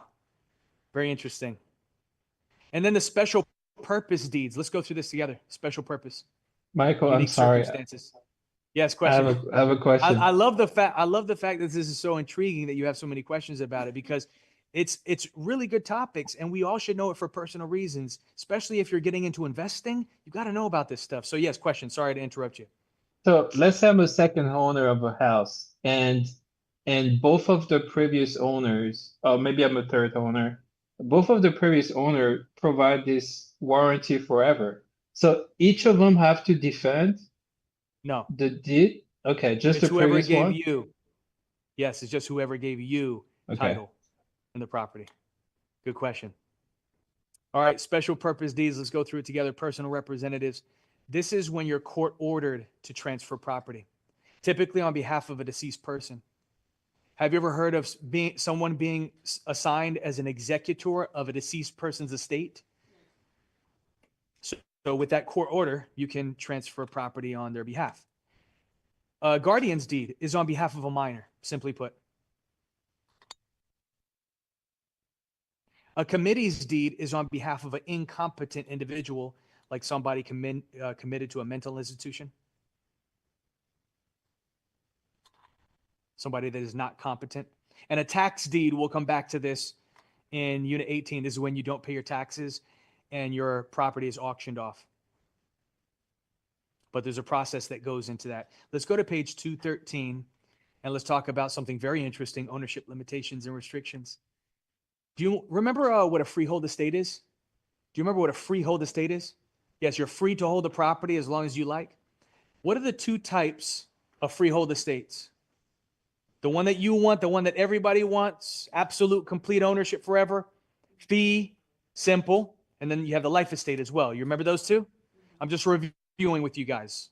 Now, even though you might have on paper a fee simple estate, and it says, oh yeah, you have ownership forever, pass it down for generations to come, there's a little disclaimer next to that, the fine print that says you might not own forever. And that's based on government what? Yes, and there's the three that you're going to be tested on. Go to page 214. This is a typical state exam question here. Police power represents the broadest power of the government to limit the rights of property owners. So you might have fee simple, but you're using your property for illegal activity. Are you going to own forever if that's the case? Can the government seize your property? Yes, so you won't own forever if that's the circumstance, right? Even though you have fee simple. We talked about eminent domain. Any questions about this? You might have fee simple, ownership forever, but the government now needs your property for a public purpose. So you have to sell it to them. So you won't own forever. And then the government has the right to charge you what? Taxes. So if you don't pay, can they force the sale of your property? Yes, they can. And we'll talk about that in Unit 18. Yesterday and earlier when we reviewed, we went through those questions. We also talked about your bundle of legal rights. Do you remember your bundle of legal rights? It forms the acronym what? It's 5 items. Forms the acronym what? Yes, thank you. Deep sea, like deep sea fishing, but with the letter C. You have the right to dispose, enjoy, exclude, possess, and control, right? But there's a little disclaimer next to that that says, well, based on certain circumstances, private restrictions, you might not be able to do whatever you want with your property. It limits those bundle of rights, and that's in front of us. Think of the acronym DEL will help you remember. And we're going to start on page 215. Page 215. We see restrictive covenants and deed restrictions. To be fair, these terms might be used interchangeably, but they are subtly different. Let's describe the difference right now. Have you ever seen a sign in front of a community that says deed restricted community? Have you ever wondered what that actually means? We're going to discuss it right now. Even though it says a deed restricted community, it's because they're trying to use the terms interchangeably. What it's really describing are restrictive covenants, which are rules that are imposed by the developer for all homeowners that choose to live in that community. Who enforces these rules? Homeowners Association. Are you with me on that? So we understand what this is. If you choose to live in this neighborhood, you basically sign documentation that says, I waive my bundle of rights to follow whatever rules you impose because I want to live there. How does that differ from a deed restriction? If I sell you one of my properties, I could put a restriction in the deed that says you can or cannot do certain things with this property. So it's a limitation on future owners for a specific property, not an entire community. Do you understand the difference now? Deed restriction is for a specific property. Restrictive covenants are for all homeowners within a community. So I could put a restriction in the deed when I sell you my property that says you can't construct anything on this property until the year 2030. I'm just giving you the first example that comes to mind. Is that possible? Yes, it is. It's called the deed restriction. Now you know the difference. So if that's the case, you might not be able to do whatever you want with your property because I put a restriction on you when I sold you that property. Then we come across something referred to as a what starts with an E. This is very interesting. Do you know what an easement is? Have you ever heard of this? Yes? Okay. An easement is the right, the authorized use of your property for a specific and limited purpose. Yes, there are so many examples of this, and we're going to go through these examples together. The first one we come across is an easement appurtenant. What is this all about? It's the right to use an adjacent property for a specific and limited purpose. Here's a visual. Do you see clearly on this depiction Lot A and Lot B? Do you see the division between these two properties? And you'll notice that Lot A does not have access to the public road because of this wooded area. Maybe it's conservation land, maybe they can't touch it. So they have to utilize an adjacent parcel to get access to that main road. Do you see that? So this is an example of an easement appurtenant. We'll come back to that. Easement in gross on line 11. Easement in gross are also known as utility easements. Write that down.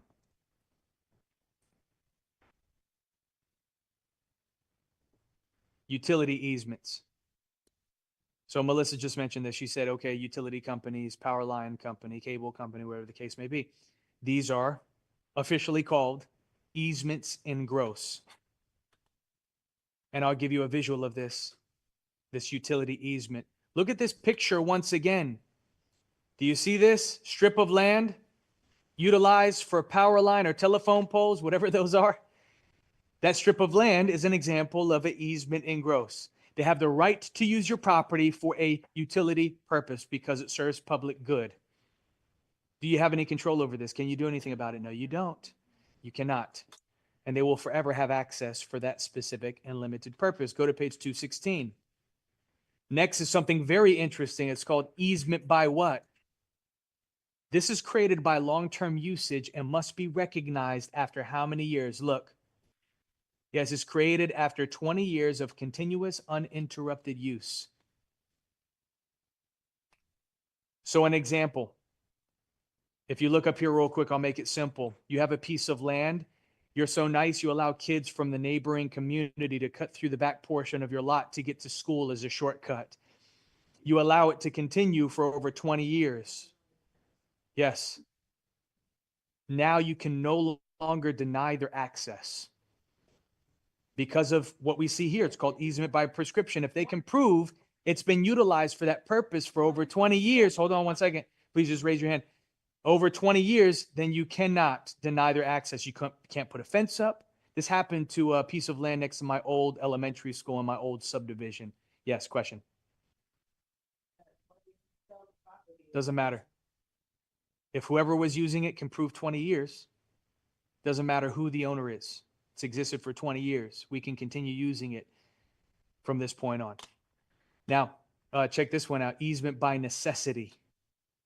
If we go back to that, this is for landlocked property, by the way. I think you'll even see it here. Yes.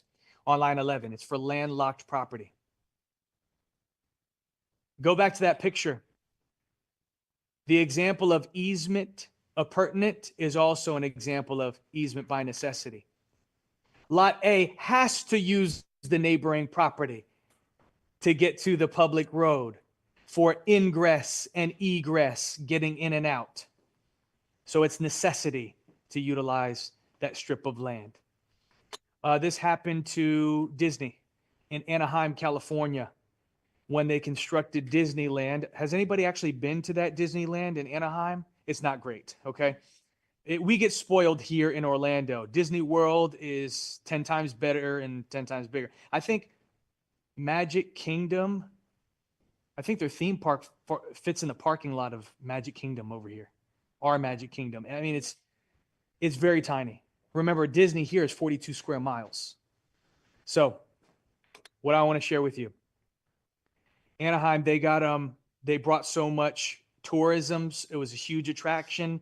Brought jobs, all these things. So businesses locked them in. They couldn't expand. And people were asking crazy amounts if they tried to buy the property and expand and all these things in the future. So that's why they planned Disney World, because it was unlimited space and they tried to buy up as much as they could. They had big, ambitious plans. And actually, Disney's only like 33% constructed. They still have tons of land left over. And Disney planned to actually build like a city. Did you know that? It was like the city of the future. Yeah, like Tomorrowland, like an official Tomorrowland with skyscrapers and like a legit city. But that never came into reality. They tried to do so with like Celebration, but it fell short. When Celebration first opened, it was I don't know, was anybody around when Celebration first opened? It was spooky. It was like Pleasantville. Have you ever seen the movie Pleasantville? It was like, it had to be picture perfect. There was a curfew. There was a curfew back then. You want to talk about restrictive covenants. If you wanted to live in Celebration, their HOA was crazy. They would drive around in vehicles 2-3 times a day to check for violations. If your basketball, your trash can thing, you had to put it on the side of your house, can't be seen. It has to be, they'll come with a ruler and measure your grass. I had a relative that bought property when it first opened and they were crazy with it. Yes. Yes.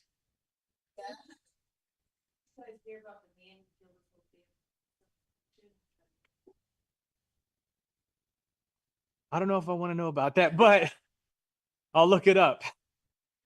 That sounds serious, and that's very sad. It was only a couple years ago. Let me tell you something.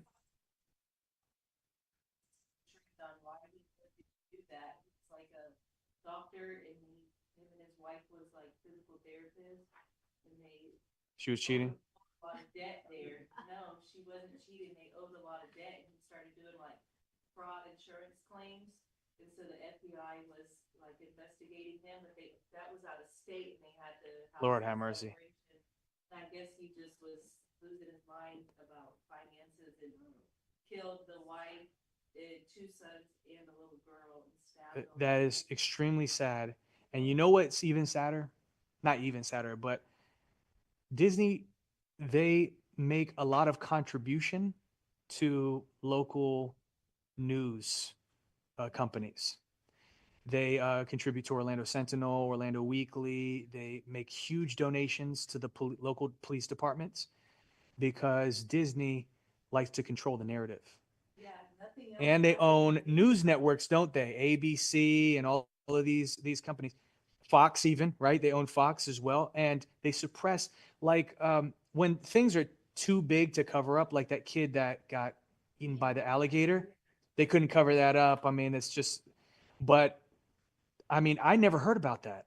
I did, and I kept on having to like look on the actual court records to follow the story, but I eventually just stopped because the court case was. Were you a juror? I was no. Okay. I looked at the lady's Facebook, and they were like a happy family. You should make a documentary about it. Netflix will buy it in a second.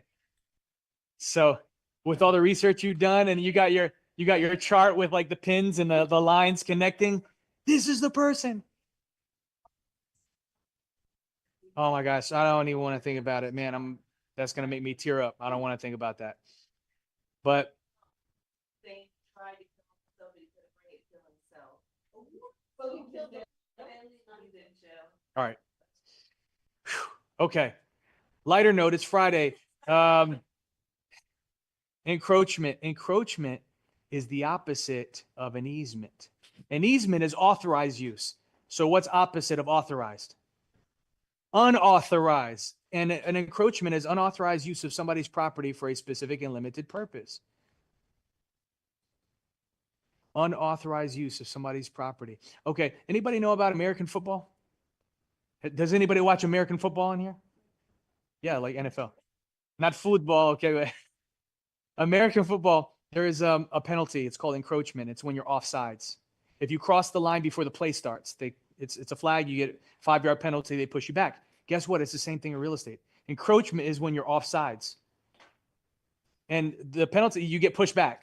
Go to your property line. It's like when somebody builds a fence inside your property line. You catch them, push them back. But if you don't say anything, same thing as squatters' rights, adverse possession, how many years? Squatters' rights, adverse possession, 7 years. If you don't say anything, they're using your property in an unauthorized fashion, just like squatters without the owner's consent. 7 years, it becomes permanent as an implied easement. That's how they describe it. So it switches from unauthorized to authorized after 7 years. This also, if I could just please raise your hand. This also has to do with air rights. So if your neighbor's tree is hanging over on your property and you're sick of it and you want to tear down those limbs because you're picking up their leaves every fall, If it existed for 7 years and they don't want you to touch it, you can't.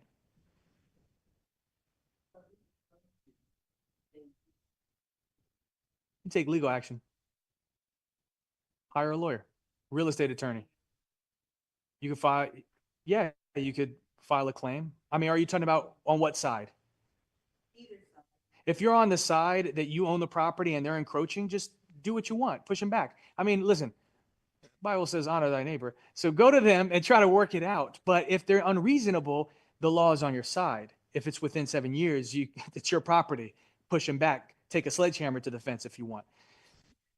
But after 7 years, then they have the position to enforce the law. So just think about that. And this happens, it happens all the time. You know, air rights has to do with view as well. Air rights has to do with view. So if your neighbor's tree is blocking your view of the water, imagine there's like a lake in the background or whatever, and that tree has existed for 7 years, you can't do anything about it unless you ask them. Let's continue on. Leases. A lease is a restriction, and we know it's not ownership, it's occupancy. It's the right to occupy for a known duration, not ownership. You remember a leasehold estate? Talked about it yesterday. Any questions about this? What it says, Florida law requires that a lease of more than 1 year be in writing and signed by the lessor or lessee, 2 witnesses, to be enforceable. We'll talk more about that in a later unit next week. Okay.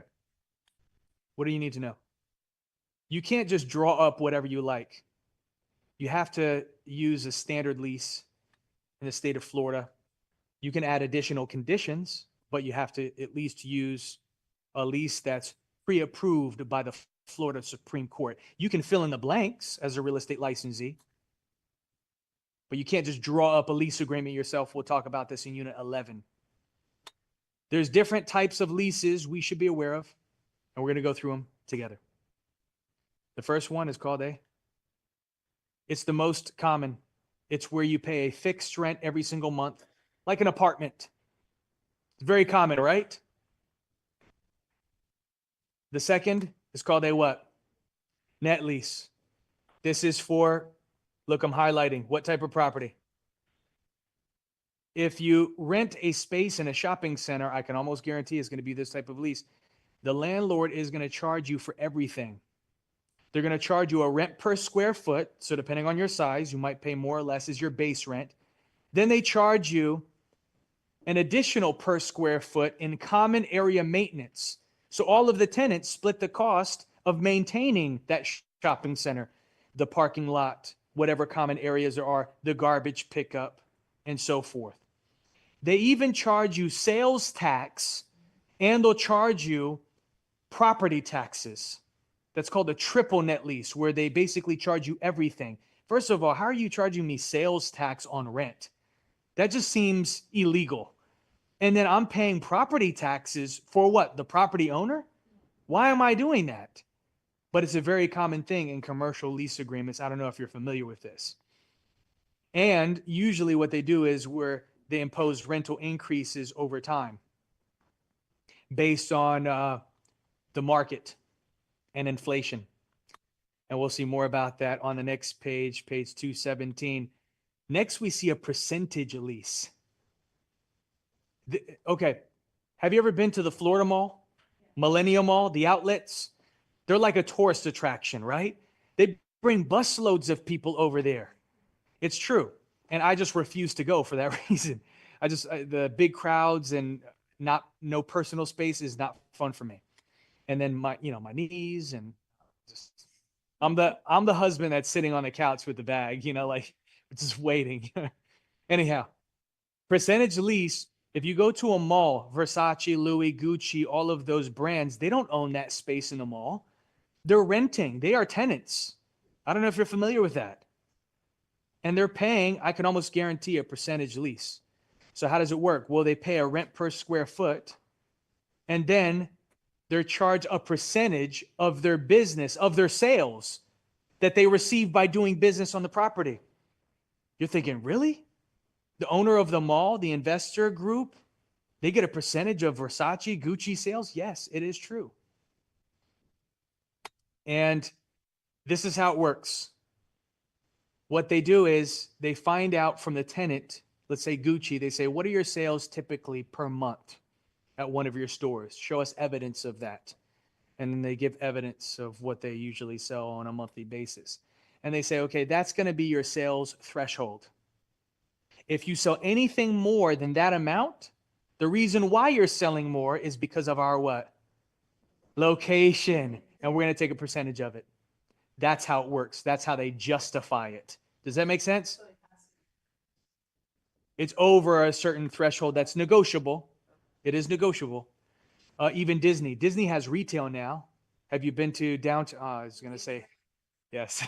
Not downtown Disney anymore. It's Disney Springs, right? And they have a lot of retail. Do you know that, have you seen a big Under Armour store that's in Disney Springs? So I know some of the people that are executive level for that area, the big time management of that entire project and so forth.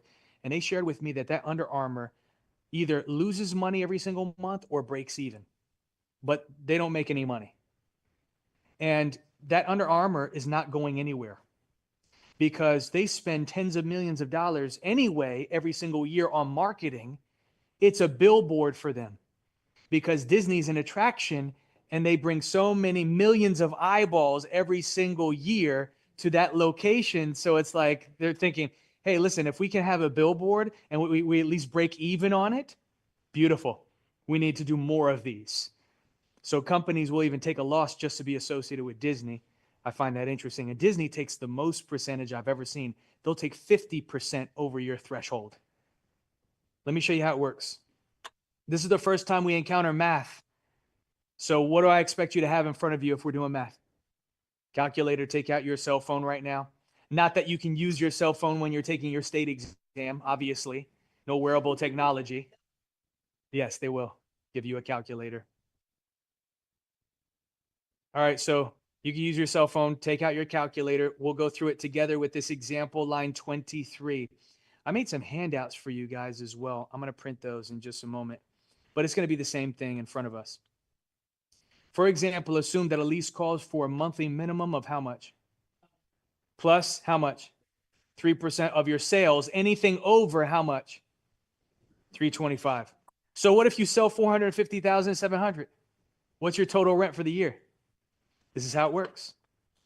Actually, let me take out this handout. I think it will be useful for us to do that. Let's see.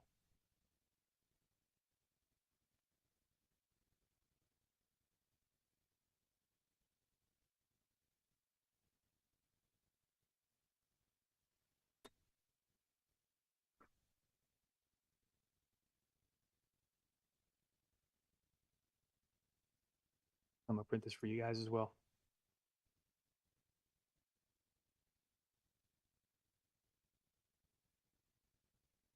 All right.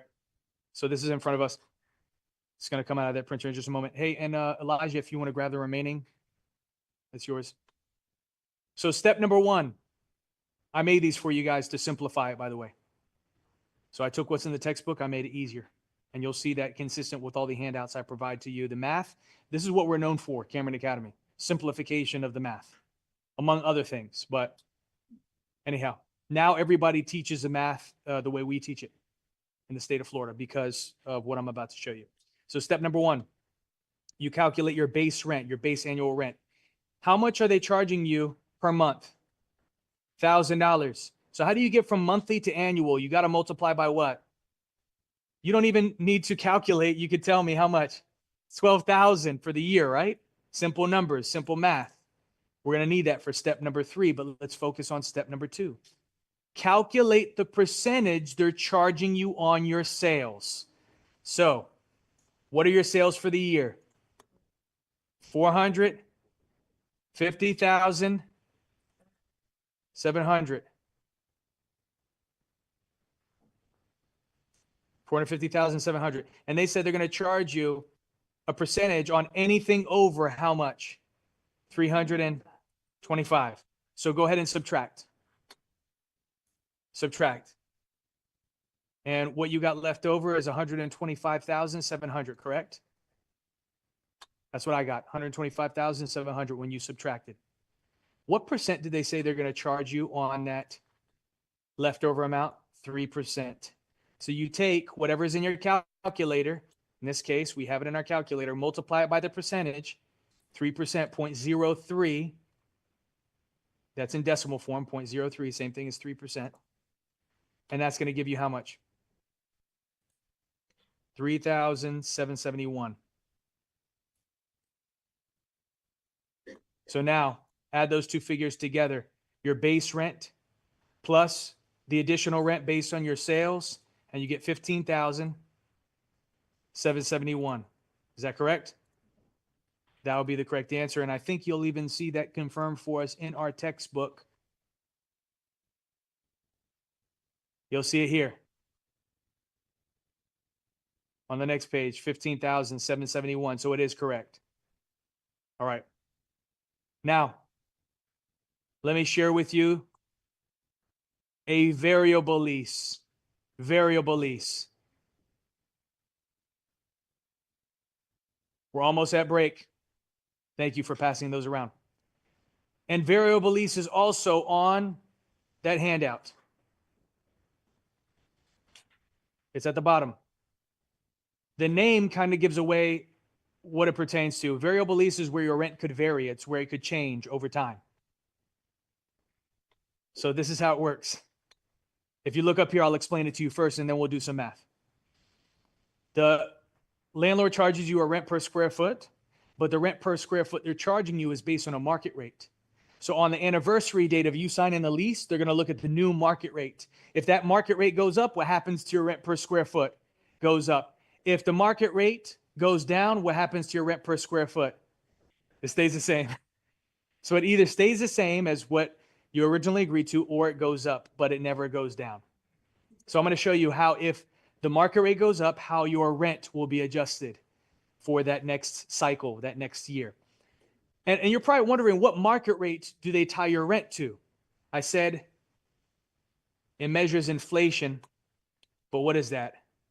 If you go back to the previous page, we call it CPI. Have you ever heard of CPI? Consumer Price Index. It's what we expect to pay as consumers for certain goods and services. So it takes a basket of goods and tracks them. Used cars, average cost for a home, they measure it over time. And inflation, we're trying to beat inflation, trying to get it back down to 2%. That's what it is on average, 2 to 3%, but it's gone crazy over the past few years, and we've been paying attention to that as well. Or just buy a basket of groceries and you'll find out. Let's move on. Let's talk about it. Let's do the math.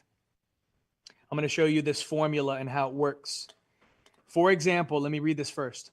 Assume that a building rents for $12 per square foot based on an index, that's the market rate, they call it an index, of 1.5. But then the next year, your index increases to what? 1.8. So adjust your rental rate based on that. So you're at $12 based on 1.5, but it goes up to 1.8. How is that $12 going to get affected? We'll see. Go to your handout. And you'll see here at the bottom, it's a very simple calculation. Look, 2 steps. First of all, you take your new index. What's your new index? 1.8, and you divide it by the original, which they tell us is 1.5. Let's do that math. And you should get 1.2, right? 1.2.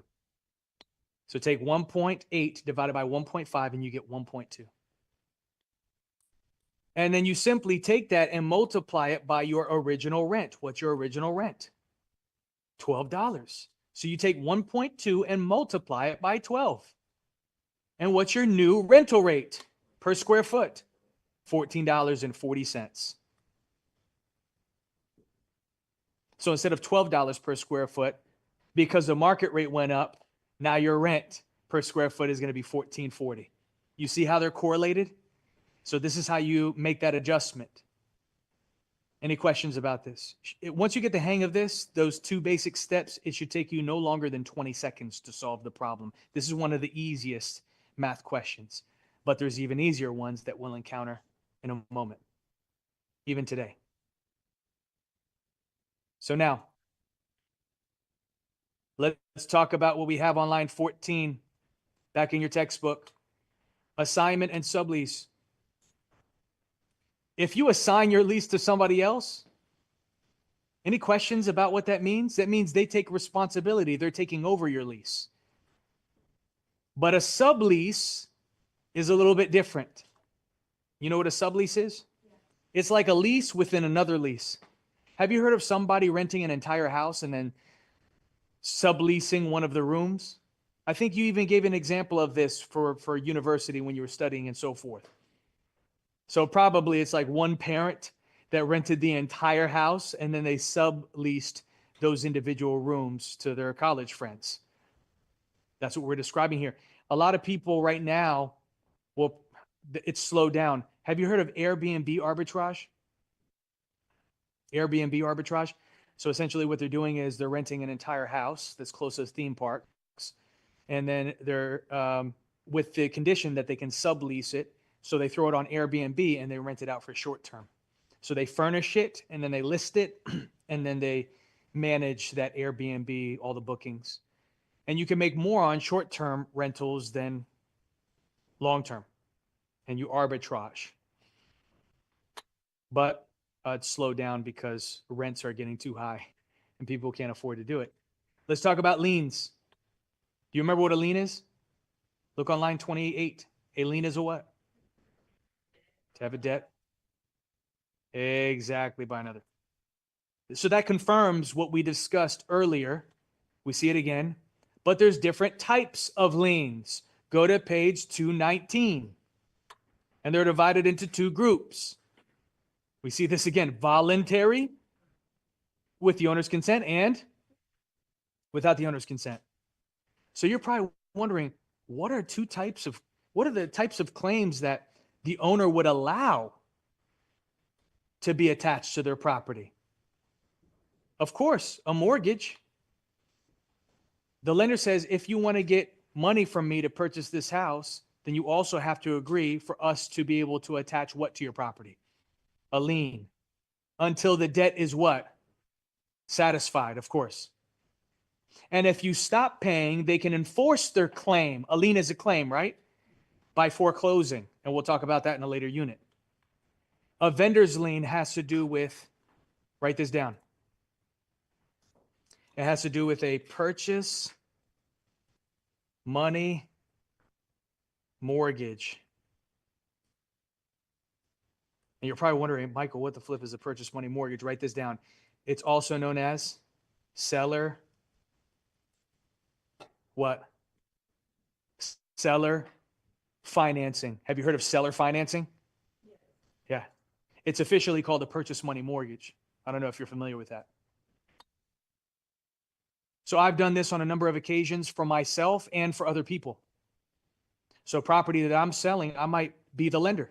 And you have the ability to do that. You can be in the position of a lender and the seller. And you require them to give you a down payment, just like a lender would. You negotiate an interest rate, just like a lender would. You negotiate a repayment term and everything, just like a lender would. But also like a lender, you would place what against the property until they pay off the debt with you? A lien, but it's called a what type of lien? Do you know what vendor means? Vendor equals seller. Yep. So they're placing a seller's lien. That's what this means. Any questions here?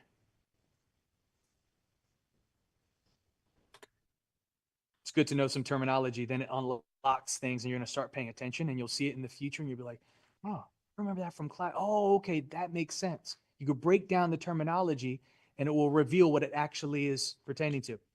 Now, involuntary liens without the owner's consent, there's several. And those are divided into 2 groups, general and specific. Write this down. General liens are their claims. Liens are claims, but they're claims against an individual. And specific liens are claims against a property. So that's the difference between those two. General liens are claims against an individual. Specific liens are claims against a property.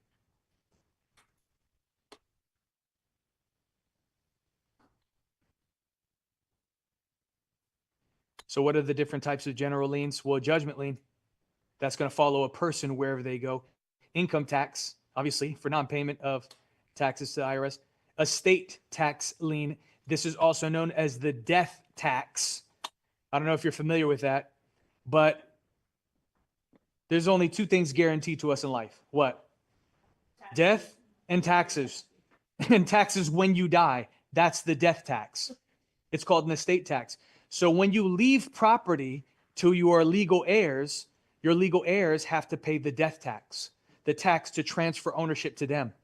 Isn't that interesting? You pay taxes when you buy it. You pay taxes when it's transferred to you. There's a way around it, though. And that's by setting up a what? A trust, yes. Have you heard of trust funds? Yeah, there you go. It's because they inherited property without having to pay the death tax and all this stuff, plus maybe an insurance, life insurance policy and all this stuff. Anyhow, page 220, specific liens. These are, look, certain specified property. Of course, property taxes, special assessments, which we'll talk about in a later unit. Mortgage lien, vendor's lien, which we already discussed, also known as seller financing, right? And construction lien. Look on line 31. There's other names for construction liens, and I missed this question on my state exam. The question was describing what a construction lien is, but the answer they provided didn't say construction lien. The answer, which was correct, said mechanics lien.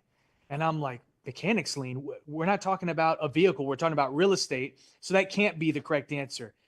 When I did the review of the test I failed, because I didn't pass my state exam on my first attempt, I didn't mention that to you, did I? I'll tell you. When I was 18 and I took my state exam for the first time, I went in with all the confidence in the world, but I didn't study as well as I should have. I'll be honest. I was 18 at the time. And what's the passing grade need to be? For the state exam, 75. I got a 74 on my first attempt. Yeah, it did. And it was devastating at the time. And I could have easily quit.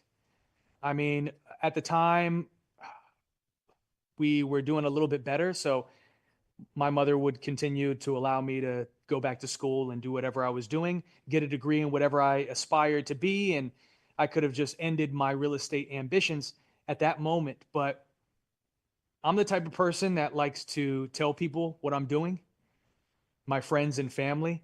And I think the reason why I do it is because it holds me accountable. Because I have the type of personality that I get really excited about things. I get really passionate about it, and I don't want it to die down. So I tell people about it because my worst fear is like being that person that's always saying, oh, woulda, coulda, shoulda, or I wanted to do this thing, or, oh, I'm about to do that. And then that person never does it. You know these people in your life, right? Oh yeah, I'm going to buy that house. Oh yeah, I'm going to get this car. Oh yeah, I'm going to get this job. And then you see them 6 years later and they're right exactly where they started. So I don't want to be that person. That's a big fear of mine. So if I tell people about it, I'm going to do it. And I'll be willing to make mistakes. And that's the best way for me to learn. I don't know if you can relate to that, but so I didn't pass on the first attempt. I got a 74 and I was devastated. But I had already told everybody that I was going to pass. So I got phone calls later that day, and it was my friends asking me, oh, did you pass the exam? And my family was calling me as well. And I ignored everybody. And I hit the books and I scheduled. Luckily, back then, they didn't have like a limitation on how soon you can reschedule. Now you have to wait 24 hours to reschedule. Before, you could do it the same day you failed. So I rescheduled for the next day, but I not only rescheduled the test, I also scheduled to do the review right before. So I reviewed the test I failed. I see all the questions I got wrong. I'm like, I'm such an idiot. I missed by one question, and that one I could have easily gotten correct. but I passed on the second attempt, and I got 100%. Wow. Yeah, they don't tell you what you get, but that's my story, and that's what I'm sticking with. You can't tell me any different.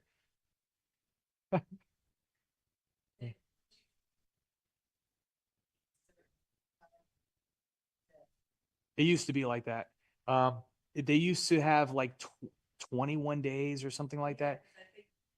Not anymore. Now 24 hours. 24 hours. It was a small time period where they try to enforce that, and people will like fought back and where they're like, this is ridiculous. Why would I wait 21 days, you know? Or however long it was. It was stupid. Anyhow, you have to, for a construction lien, you have to place the lien within how many days? After supplies are delivered or labor is completed. Wow. Isn't that interesting? Wow, wow, wow. And you have to enforce it within a year. You'll actually see it here. Lien is effective for 1 year. So that means you have to file foreclosure against them within a year. Otherwise, you forfeit your privilege to enforce it. Any questions here? All right. At the end, we see lien priority. You can read through this later on tonight, but we're done with this unit. Any questions? Okay. Yes. It's not even 8 yet. It's not even 8. Yes, question. Talking about construction, if they leave, your permit open, like you paid them, but they leave your permit open, or maybe you didn't pay them what they wanted, your title will not be clean. Right. I mean, With an open permit. yeah, because any lender that's giving financing to purchase a property, they're going to want that permit to be closed before ownership transfers. So this happens sometimes when owners pull permits for their own property for work that they need to do, and then they forget to actually call the county for them to come inspect and close it out. And it's easily fixed. It just might take a little bit of time to schedule for somebody to come out. Now, if it has to do with somebody that completed work and they didn't close it out, as long as you have evidence that you have a fully paid invoice, you can show that to the county and get it closed out, or call the company. Yeah, that's not an issue. Or if you owe them money, then that's a different story. Any other questions? All right, let's take a break. I want you guys take a 15-minute break. Be back at 8:15. Stretch out, grab a snack, do what you got to do. See you guys in just a moment.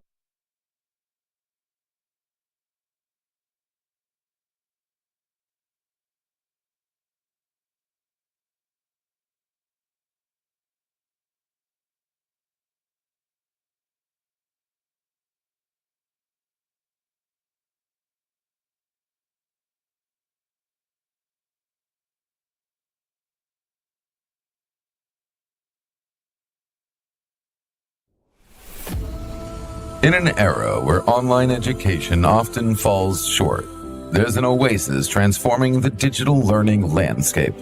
Welcome to Cameron Academy. With our AI-powered platform, we're not just changing the game, we're rewriting the rules. At Cameron Academy, we're not just elevating education, we're lifting learners to new heights. Our comprehensive video lessons and AI tutors simplify complex real estate concepts. At Cameron Academy, we do more than prepare you for your exams. We equip you with the essential knowledge for a successful career in real estate. Break away from the traditional.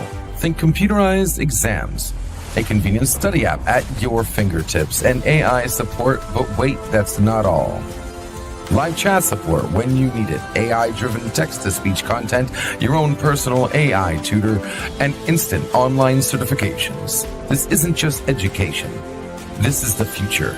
We're reimagining what it means to ascend to success in the real estate industry. Choose Cameron Academy, the oasis of innovative learning. Your journey to success starts here.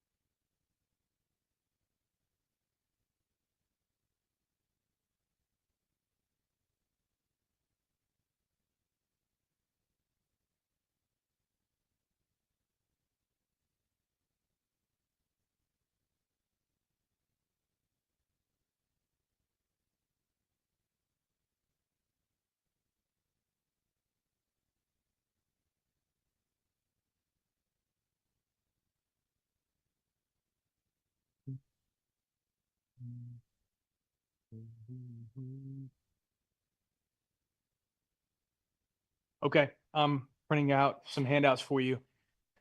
Meanwhile, let's turn to our textbook, Unit 10, which is all about legal descriptions. Real property is described and located using legal descriptions. And there are three methods of legal descriptions that we're going to learn about in this unit. That's what this unit is all about. The three methods of legal descriptions. Let's begin on page, if you can skip to page 230. And the first method of legal description is meets and bounds. But to set the tone, look on line 2. There are three types of legal descriptions used today: meets and bounds, government survey system, and lot and block descriptions. We're going to discuss all three. But naturally, we're going to start with meets and bounds. It's in front of us. So this is the oldest survey method. Dates back as far as the Egyptians, maybe even farther than this. Think of an old pirate map. And by the way, you're probably going to need a stapler. This is not just for you. This is, you already have the Unit 10 handout. But this is the actual handout for one of the methods that we're going to discuss. So it's going to print out 8 copies of it. Let me grab the stapler. And then you can pass it around. There you go. Thank you for doing that, Elijah. All right, oldest survey method dates back as far as the Egyptians, maybe even farther. Think of an old pirate map. So have you ever seen Pirates of the Caribbean? Not Pirates of the Caribbean. Come on, we can say Pirates of the Caribbean. Have you ever seen the Goonies? You've seen the Goonies. Awesome. Yeah. Listen, if you haven't seen the Goonies, you got to watch the Goonies. It's an American classic. Anyhow, you know what a pirate map looks like, right? And what they did in the past was they used landmarks to describe and locate property. Start at a rock shaped like a skull, then you go 700 paces west till you see a tree that has an X that marks the spot. Even in some countries today, they still use landmarks to describe and locate property. But obviously that wouldn't work today. And of course, today we have technology, and you'll see that in front of us. Today, surveyors use computer what? And laser equipment to create the most accurate surveys possible. You know what a surveyor is? Ever seen a surveyor?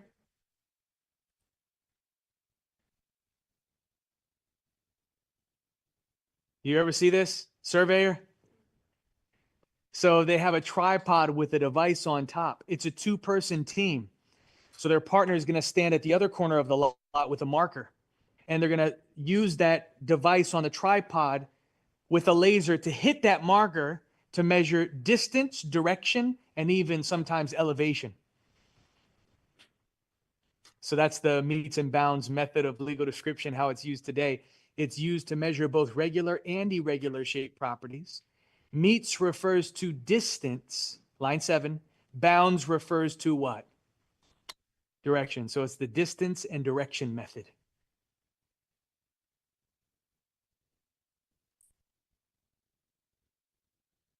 Let's see here. No paper. That's why. Let's see if we can get some more. Dame papel, por favor. Take the paper out of here. There we go. Yeah, okay. They can worry about that. At the bottom of this page, class exam question. So what are they going to test us on? What's the opposite of north? Congratulations. What's the opposite of southwest 45 degrees? Northeast 45 degrees. That's how you might be tested. Think I had a dream about it. It's in front of us.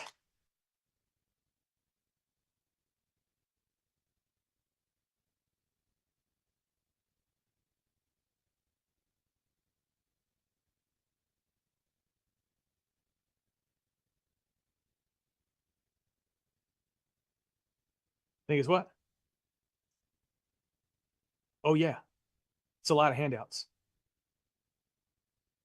For Unit 10, a lot of handouts.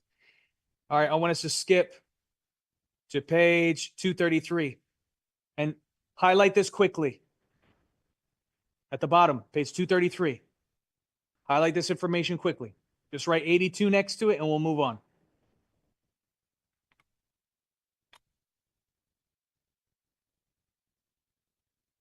You got it? Page 233. Figure 10.5. Question 82.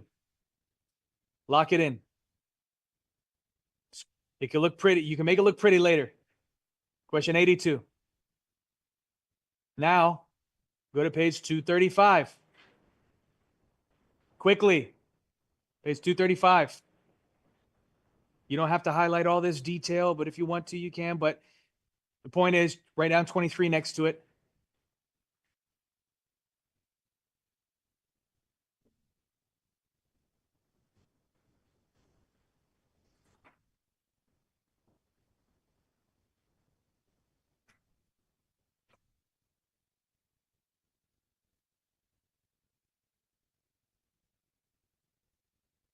Okay, now I want us to skip to page 238. Page 238. I'm going to show you all of this. It's just, that's what the handouts are for, what I'm printing out for you guys. The handouts simplify what I'm skipping over, but at least you have the class exam question highlights.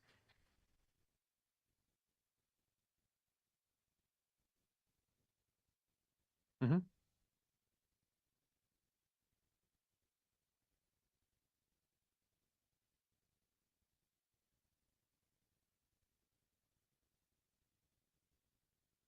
Okay.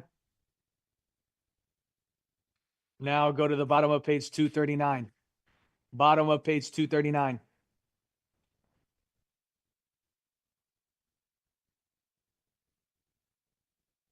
Uh-oh. Okay, so I obviously need to organize this for you guys. Can you take this off real quick? You don't mind? Take that off real quick. Did it come? Yeah. Okay. This is all of them? You got one of each? Yep. Okay, that's fair enough. Here, let me take this. No, I don't know how many pages specifically, but let me just organize this real quick. I mean, you would think that they would print whatever, man. I think I'm missing some. Okay, I should have 4 more of that first page. But you have all of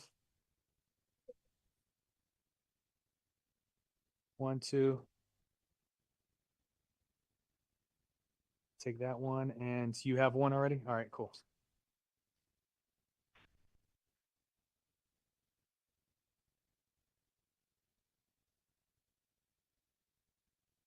Space here.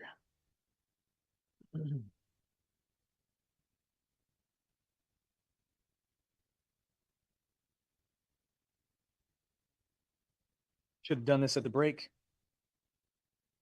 Shame.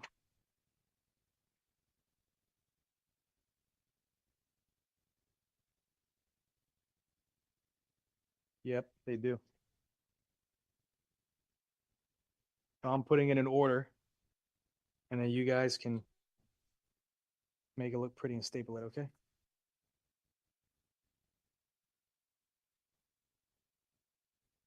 Don't mind me.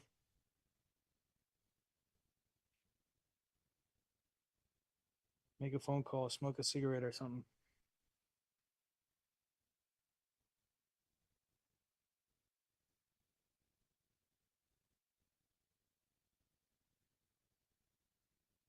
Anybody invest in crypto?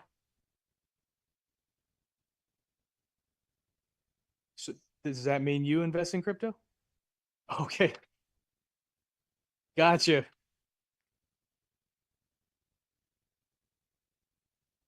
Okay, nice. Doge, Bitcoin. Anybody else? Who said they invest in crypto? 1, 2. Nobody else? Oh. Scared of it? Oh, yeah, you can lose all your money. All right. It might be upside down, so you might want to, but it's in the correct order, at least. It's in the correct order. You just might have to fix it a little bit.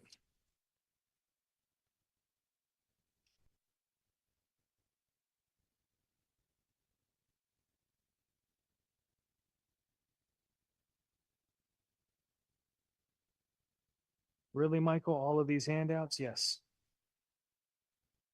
Okay. One for you. You. And you two ladies. There you go. All right. Now we're on track. All right. Cool. So description by lot and block numbers, probably the most common type of legal description used for a single family dwelling located in a developed subdivision. How does it look? Well, on the next page, you'll see an example, a portion of a subdivision what? You remember that from the first day of class? A plat map that a developer would create for the subdivision that they want to construct. They have to get this plan approved before they can construct or advertise. But how would you describe property on this plat map using lot and block numbers? Well, let's use this parcel right here, the shaded parcel. What lot number is it? I'm asking you. 5. What block is it in? Block B. That's how you describe it. Lot 5, Block B, in the Glendale Estate subdivision. We'll talk more about what's here in this chart. Look up here. Look up here. See? Okay. And then if I were to ask you to label this one right here, look. How would you label this parcel? Oh, come on. Help me out. This parcel. It will be lot 1, block A. Correct. Any questions on this? All right. Yes.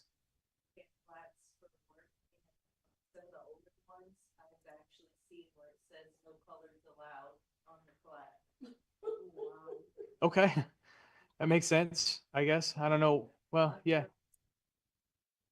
Interesting. Yeah, because they would make all kinds of sketch artwork and where the parks are going to go and all this stuff. So yeah, thank you for sharing that. I appreciate it. But I want you to close your book now. Yes, close your book. And we're going to turn to our handouts now. We're going to turn to these handouts that I printed for you guys. This is the one that I skipped over in your textbook. It's the government survey system, also known as the rectangular or grid system. The concept behind it is as follows, if I can get your attention. Close your textbook. You're basically putting this invisible grid over the state of Florida, and by knowing coordinates on the grid, you're able to describe and locate your property. That's the concept. It's similar to what we learned in school, and I'll show you how it's connected. You remember in school when you had something like this, in the middle was a what? 0. Numbers that were going this way were what? Negative. Numbers that were going this way were what? Positive. Do you remember the official name for this? Integers. You remember integers? Okay. Then we got a little bit more advanced. In the middle was 0 by 0, but numbers that were going this way were what? Positive. Numbers that are going this way are what? Negative. And by knowing coordinates on this coordinate plane, you remember the X and Y axis? We're able to find specific points. It's the same concept.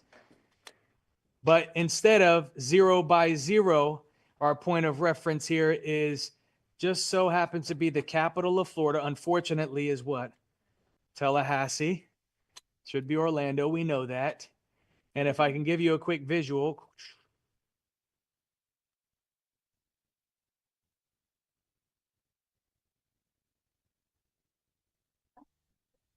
It's pretty good. I had a lot of practice. But anyhow, you're basically putting this grid over the state of Florida, and by knowing specific coordinates, we're able to describe and locate our property, hence the subject. Legal descriptions. This is one method of legal descriptions, using this government survey system.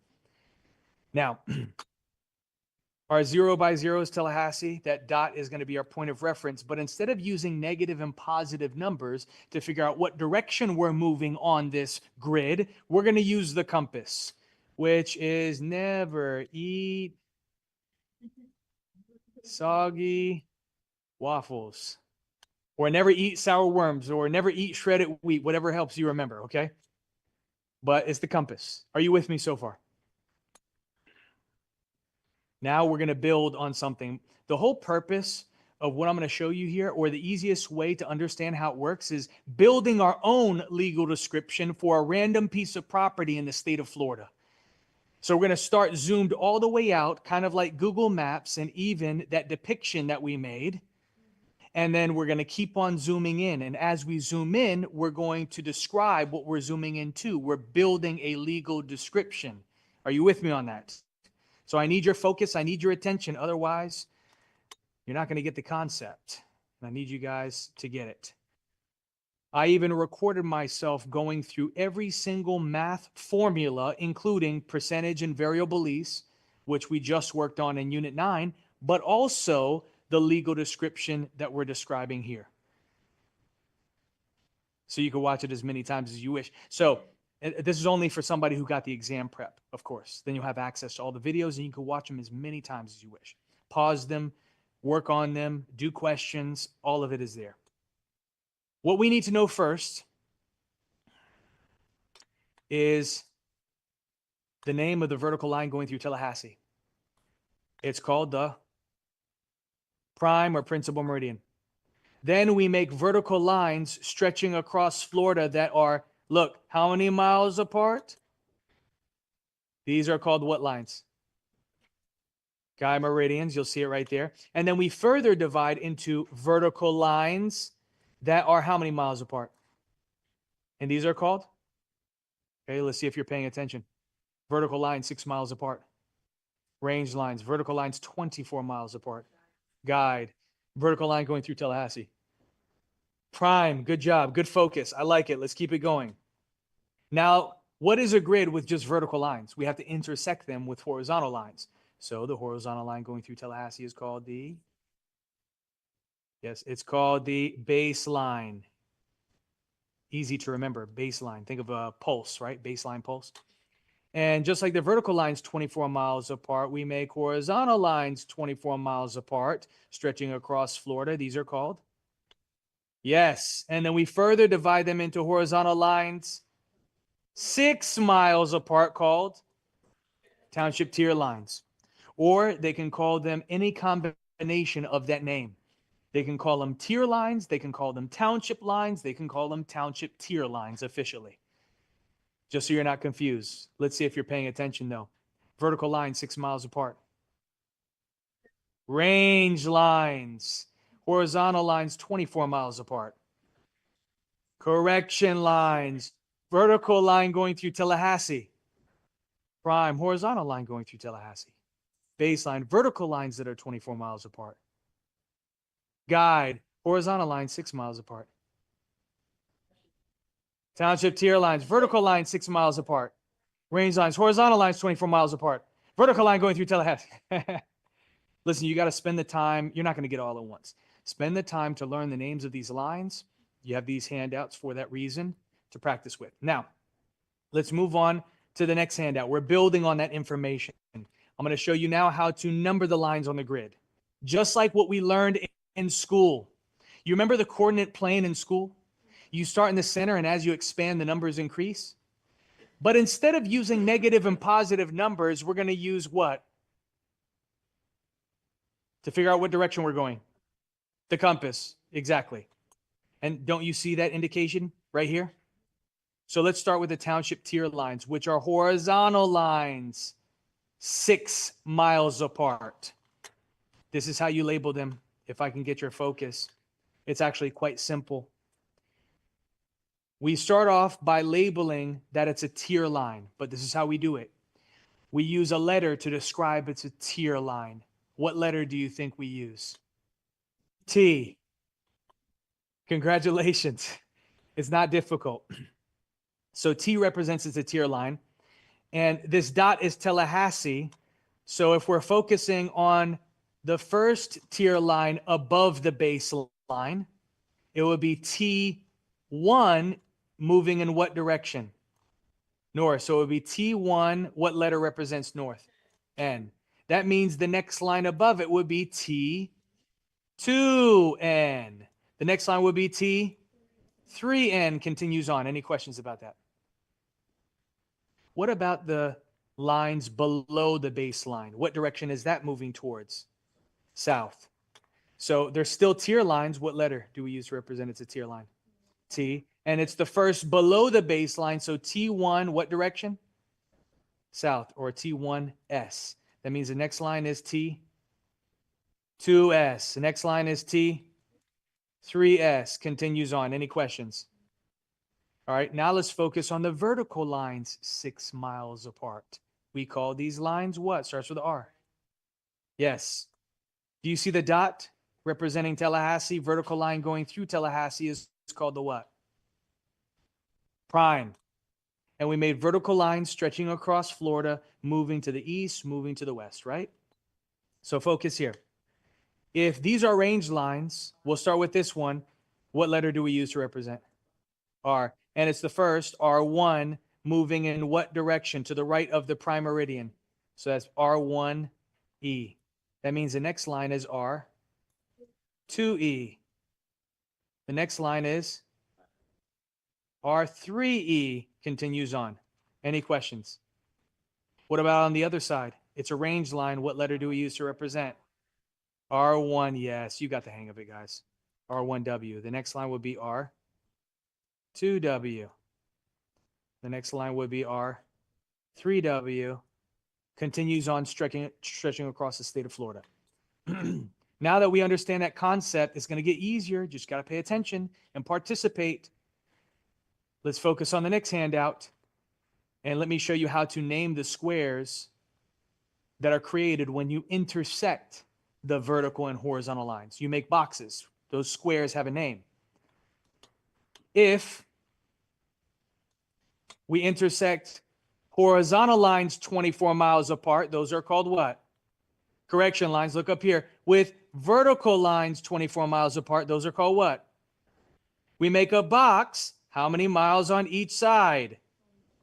This box is called a check. So it's called a check. But we know that we further divided these lines into vertical lines 6 miles apart. Those are called what? Vertical lines 6 miles apart called what? Range lines. With horizontal lines 6 miles apart called what? Township tier lines. And you make a box. How many miles on each side? 6 by 6. It's called a what? Township. You have to know this because we're mainly going to focus on townships. So the box that's 6 miles on each side, created by intersecting range lines with tier lines, or township tier lines. Okay, let's move on to our next handout. What I want to show you next is how to label the townships, because we have to label what township our property is located in. And townships are how many miles on each side? Look, the indication is right here. 6 miles by 6 miles. How many square miles is that? Look, it's here on our handout. 36 square miles. Does anybody own 36 square miles in here? Okay. I don't know anybody who owns 36 square miles besides Disney. They own 42, right? But 36 square miles, it's a huge piece of land. And our property is located somewhere within that 36 square mile chunk, somewhere in the state of Florida. God bless you. So we have to identify what chunk we're located in, what township we're located in the state of Florida. We're making it up, obviously, but we're going to build our own legal description. So we have to know how to label these townships, how to name them. Let's start by looking in this box. You have to know the naming order, guys. You always start with labeling what first? The township tier line, and then you label the what? Always. That's the order.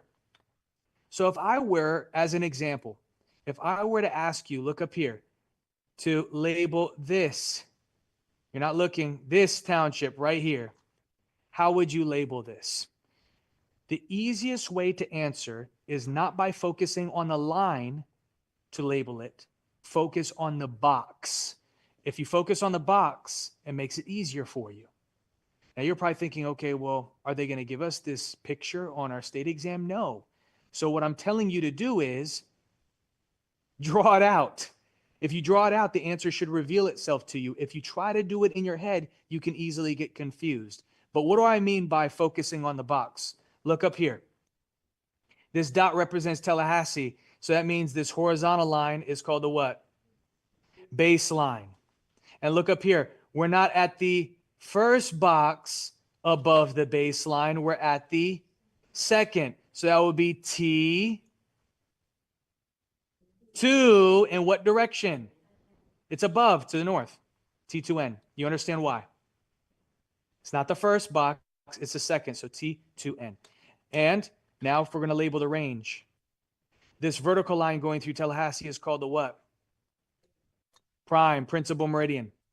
And we're not at the first box to the east of the prime meridian. We're at the what? Second. So it'll be R2E. And that's how you would label. And that would be the name of this township. Maybe your property is located in that township. So that would be a part of your description. It is. Absolutely. So you can copy and paste and put it on your contract. But for exam purposes, they're going to test you on this. So you got to know it. One way you might be tested on your exam is as follows. So I need your attention, guys. I really do. You're located at this township. And they say, okay, name the township 12 miles to the south of that. So how would you answer that question? Well, they're testing you on this information. Townships are how many miles apart? So if you were 6 miles to the south of that, you would end up here. But no, they said 12 miles. So they're talking about this township right here. How would you label? Based on what we learned. Starting with the T, yes. It's the first box below the baseline. So it'll be T1, and if it's below, it's what? South. And did we change the range? Did we move to the west or to the east? No, we only went 2 to the south of that. So look, once again, we're not at the first box to the east of the prime meridian. We're at the what? So the range is still the same, guys. R2E. Any questions about this? It's one way you might be tested. But once again, who owns 36 square miles? I don't. So we have to keep on zooming in. It's part of our description. It's not the full description. But at least we identified one thing. We're located in, let's say this is our example, all right? We're located in this township in the state of Florida. Remember this, T1S, R2E. And let's move on to our next handout. When we zoom into that township, this is what it would look like. Once again, our description is T1S, R2E. Do you understand why? Okay, this is our township. But townships are how many miles on each side? Yes. So do you see the white boxes in the center? Do you see 6 by 6? That's 36 square miles. I'll explain what the shaded boxes are in just a moment. So our property is located within one of these square miles. And that's part of this description, our property description. But before we can identify and use it as an example, we have to label each one of the square miles appropriately. And that's right here, numbering order. You always start with labeling section number 1 in the northeast or upper right corner. And you continue labeling in a snake-like fashion until you reach 36. So I'll show you how it works. This is the upper right corner, isn't it? Northeast corner. and you label in a snake-like fashion. So you go 2, 3, 4, 5, 6, 7, and you continue labeling in this fashion. Do you see? Like a snake, until you end up at what section? How many sections total? 36. Are you with me? No matter where the township is located in the state of Florida, when you zoom into it, this is how each one of those square miles is labeled. And we have a name for each one of these square miles. It's right here. They're called what? Starts with an S. They're called sections. So how many sections are in a township? Yeah, look, townships contain 36 sections or 36 square miles. You're probably wondering, why on earth would they label in this using this method? It's not visually appealing. It's a little bit odd. It's because this was created to survey the entire state of Florida in the early 1800s. And back then, this was the most efficient way for them to do it. They started at a designated point, and they would actually walk and measure each square mile with mile-long chains and ropes. You can imagine a lot of people lost their lives surveying the entire state of Florida. Think about how daunting of a task that is, because we didn't have technology back then. We didn't have even airplanes back then to do an aerial survey. Maybe a hot air balloon. I don't know. But that's it. We were I have a walking and question. measuring. Yes. That's very interesting, actually, like the history side of it. I was gonna ask, like, does today do you guys do we use coordinates, or do we stick to these measurements? There are still property today that's described using this method, but it's not common. Oh, really? Most property today is platted. So it's designed and split up into individual parcels and so forth. For exam purposes, you're going to be expected to know this, but I'll show you most likely the way you're going to be tested on exam purposes. This is kind of preliminary. Regardless, just in case, you need to know. You might be tested on it. And it could mean the difference between pass and fail. One question. I'm an example of that. So know everything and study to the best of your ability. Let's go through it together. Let's say how you might be tested. One way you might be tested is as follows. They say, you're located in section 1 of a particular township. Name the section 6 miles to the west of that. So if we know each section is how many miles on each side? No, you're thinking of a township. Look, townships are 6 by 6, which contain 36 square miles. Each square mile is referred to as a section. So each one of these is 1 by 1 mile on each side. For that reason, they're 1 mile apart. So here we go. If you're located at section number 1 and they said, name the section 6 miles to the west of that, well, this is 1, 2, 3, 4, 5. It would be this one right here. Now I get to explain what the shaded boxes are. It's the next township over, guys. Because we know there's dozens of townships that make up the entire state of Florida. And that's what these shaded boxes are. This is the township above, right? You understand? And when you label sections in a township, where do you always start with section number 1? Northeast corner, you see? So the answer would be what? 1. Be section number 1. All right, let's see if you're paying attention. Let's do it again. You're back at section number 1, that original section number 1. Name the section 6 miles to the south of that. Of this one, section 1.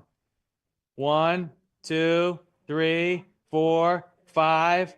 We'll be right back at 1 because that's the township below. And you always start in the northeast corner with section number 1. That's how you might be tested. All right, now let's make it up. Let's say our property is in one of these sections, one of these square miles. Does anybody own 1 square mile?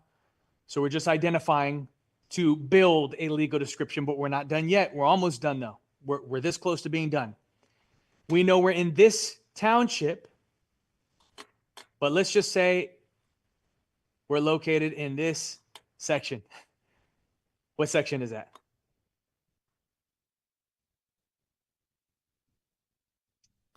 $16. It'll be section number 16. And we're going to label that because it's part of our description. So we're in section, which is S16 of what township? T1S, R2E. You see how we're building? We're in this square mile of this 36 square mile chunk of land. But now let's move on to the next handout.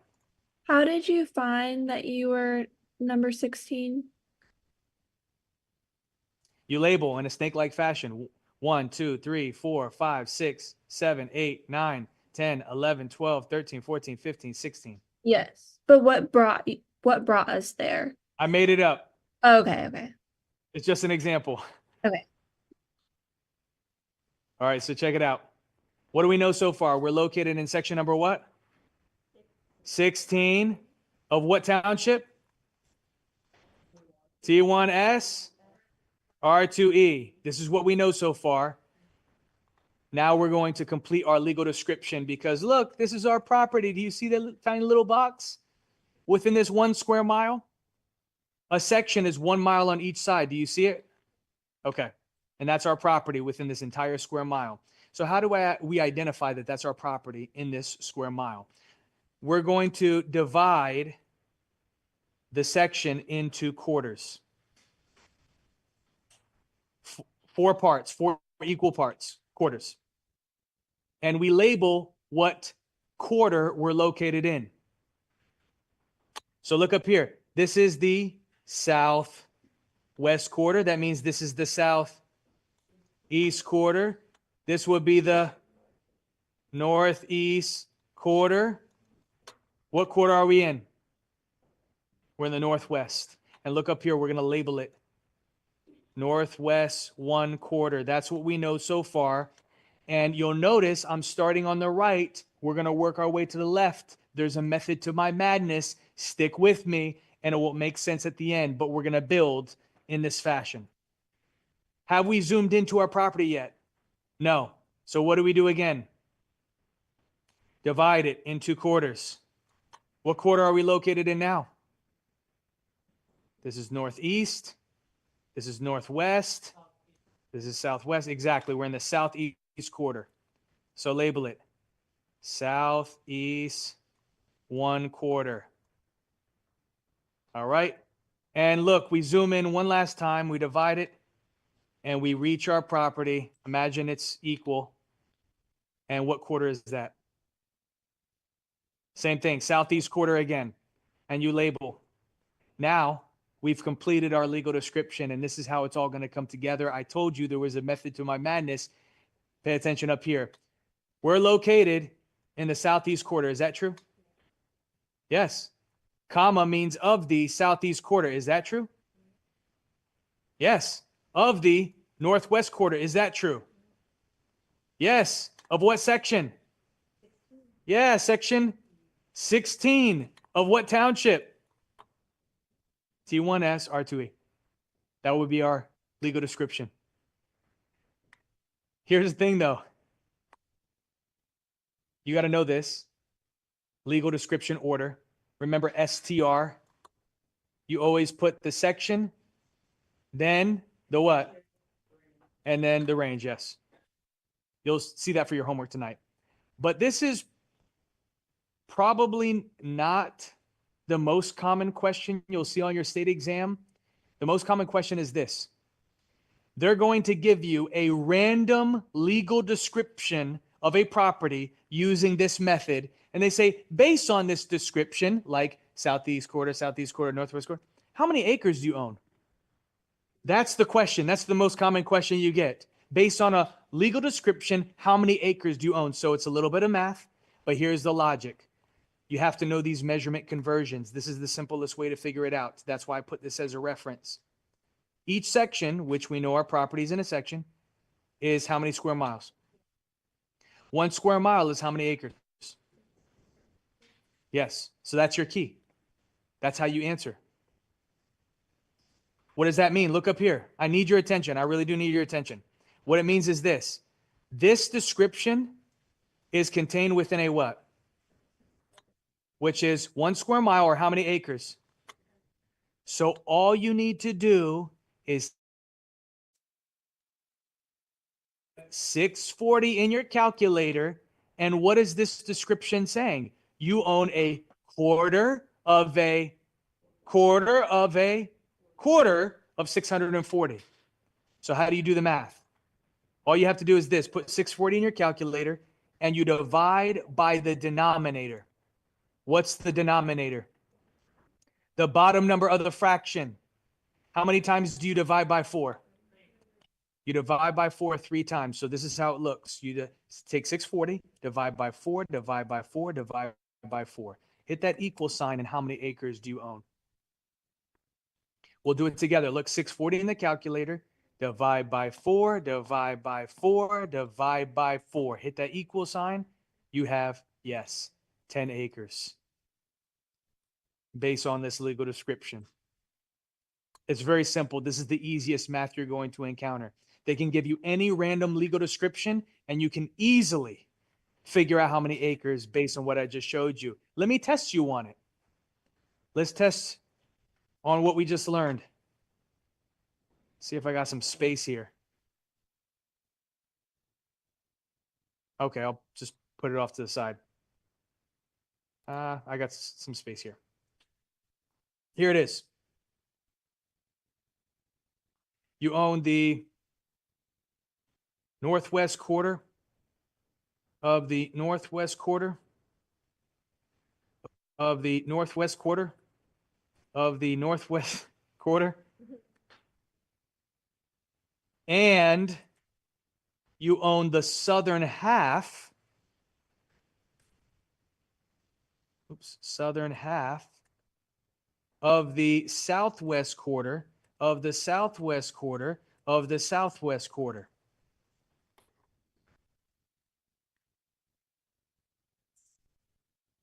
You move up, you like.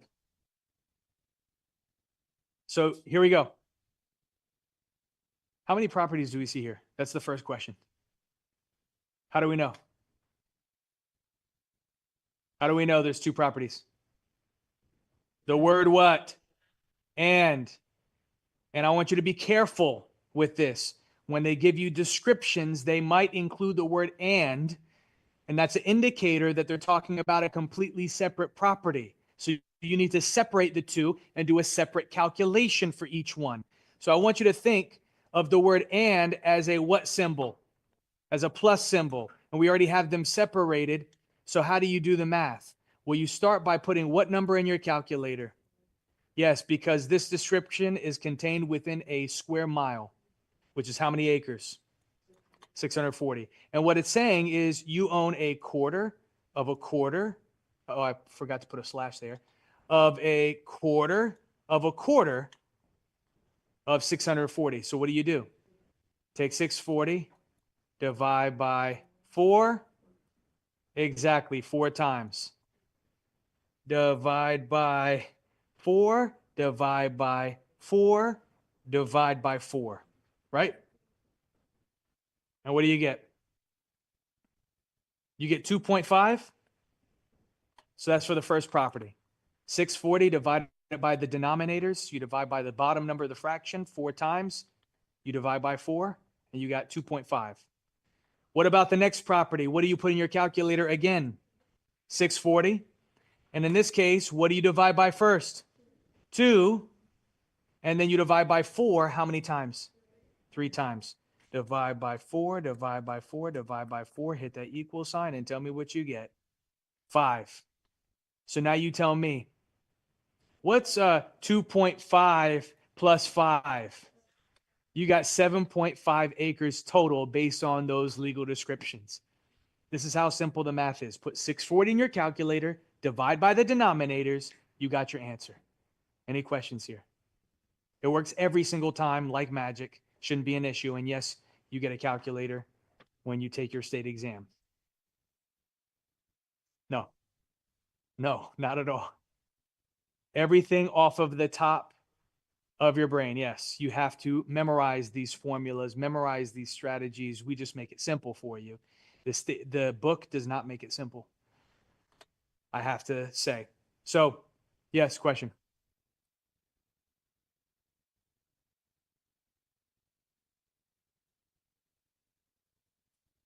Yes. And this is some advice that I give you, some strategies. That's one of the things that we mention. But I save that for the end. And actually, well, I save it from when we discuss math, because there's a unit dedicated all towards math. And then I'll give you that same advice. That is a great piece of advice, and I would recommend that to every one of my students. Now, one last way you might be tested,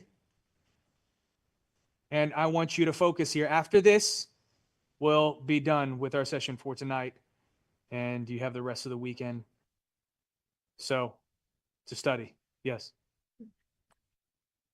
That next way you might be, the final way you might be tested based on this unit is, okay, you have 7.5 acres, or doesn't matter the amount of acres, really. Whatever amount of acres, how many square feet do you own? That's why I give you this additional conversion. Do you see it?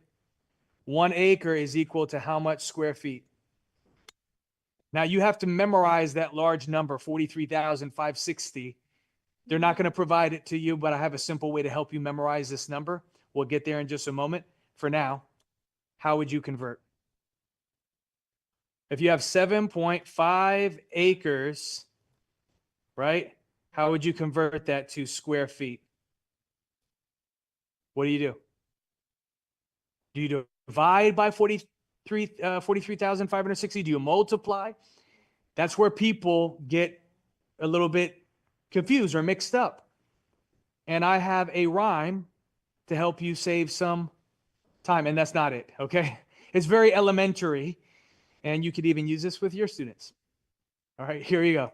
Probably kindergartners are not learning these conversions. But anyhow, it is very elementary. To know if you're going to divide or multiply by the conversion, here's how you figure it out. Horse to fly, multiply. Fly to horse, divide, of course. So now let me explain it. It's really simple. Horse is a large animal, right? A fly is a small insect, correct? So if I say horse to fly, multiply, I'm saying when you're converting from big to small, yes. Horse to fly, I'm saying you're converting from large to what? Small. When you're converting from large to small, you what? Multiply. Horse to fly, multiply. Fly to horse, divide, of course. So let me ask you, are we converting from large to small or small to large? Exactly. Oh, so we're going from, horse to fly. Oh, multiply by 43,560. Oh, there we go. You got it. And that's how you figure it out. You're welcome. But this is a large number to memorize. 43,560. I have a simple way to help you memorize it. There's 43,560 square feet in 1 acre.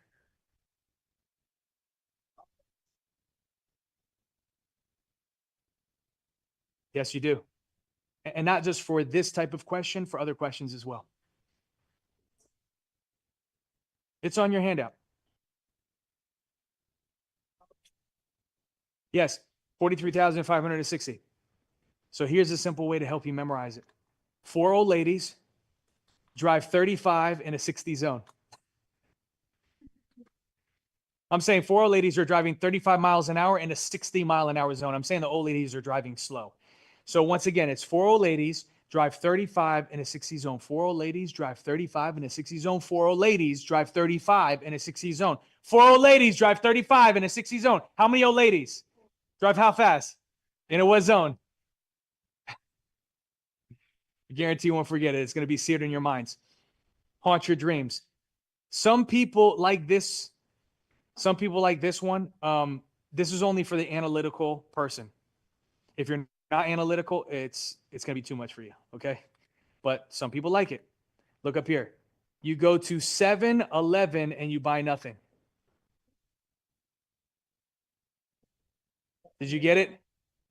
4 plus 3 is 7. 5 plus 6 is 11.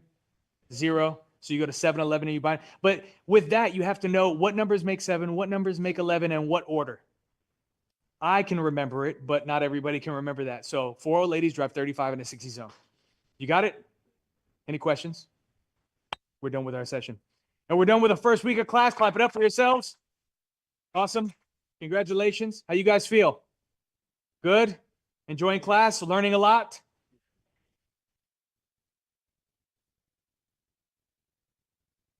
Yes. Yes. Horse to fly, multiply. Fly to horse, divide of course. That's it. Horse, large animal. Fly, mosca, small insect. Caballo, mosca. Any questions here? All right, we're done with our session for today. Pushing your chairs, clean up your mess, drive safe. God bless. I will see you lunes. We have to make a promise. We have to make a promise with each other, okay? We have to make a deal with each other. Can we make a deal? It's to your benefit. I've been doing this a long time.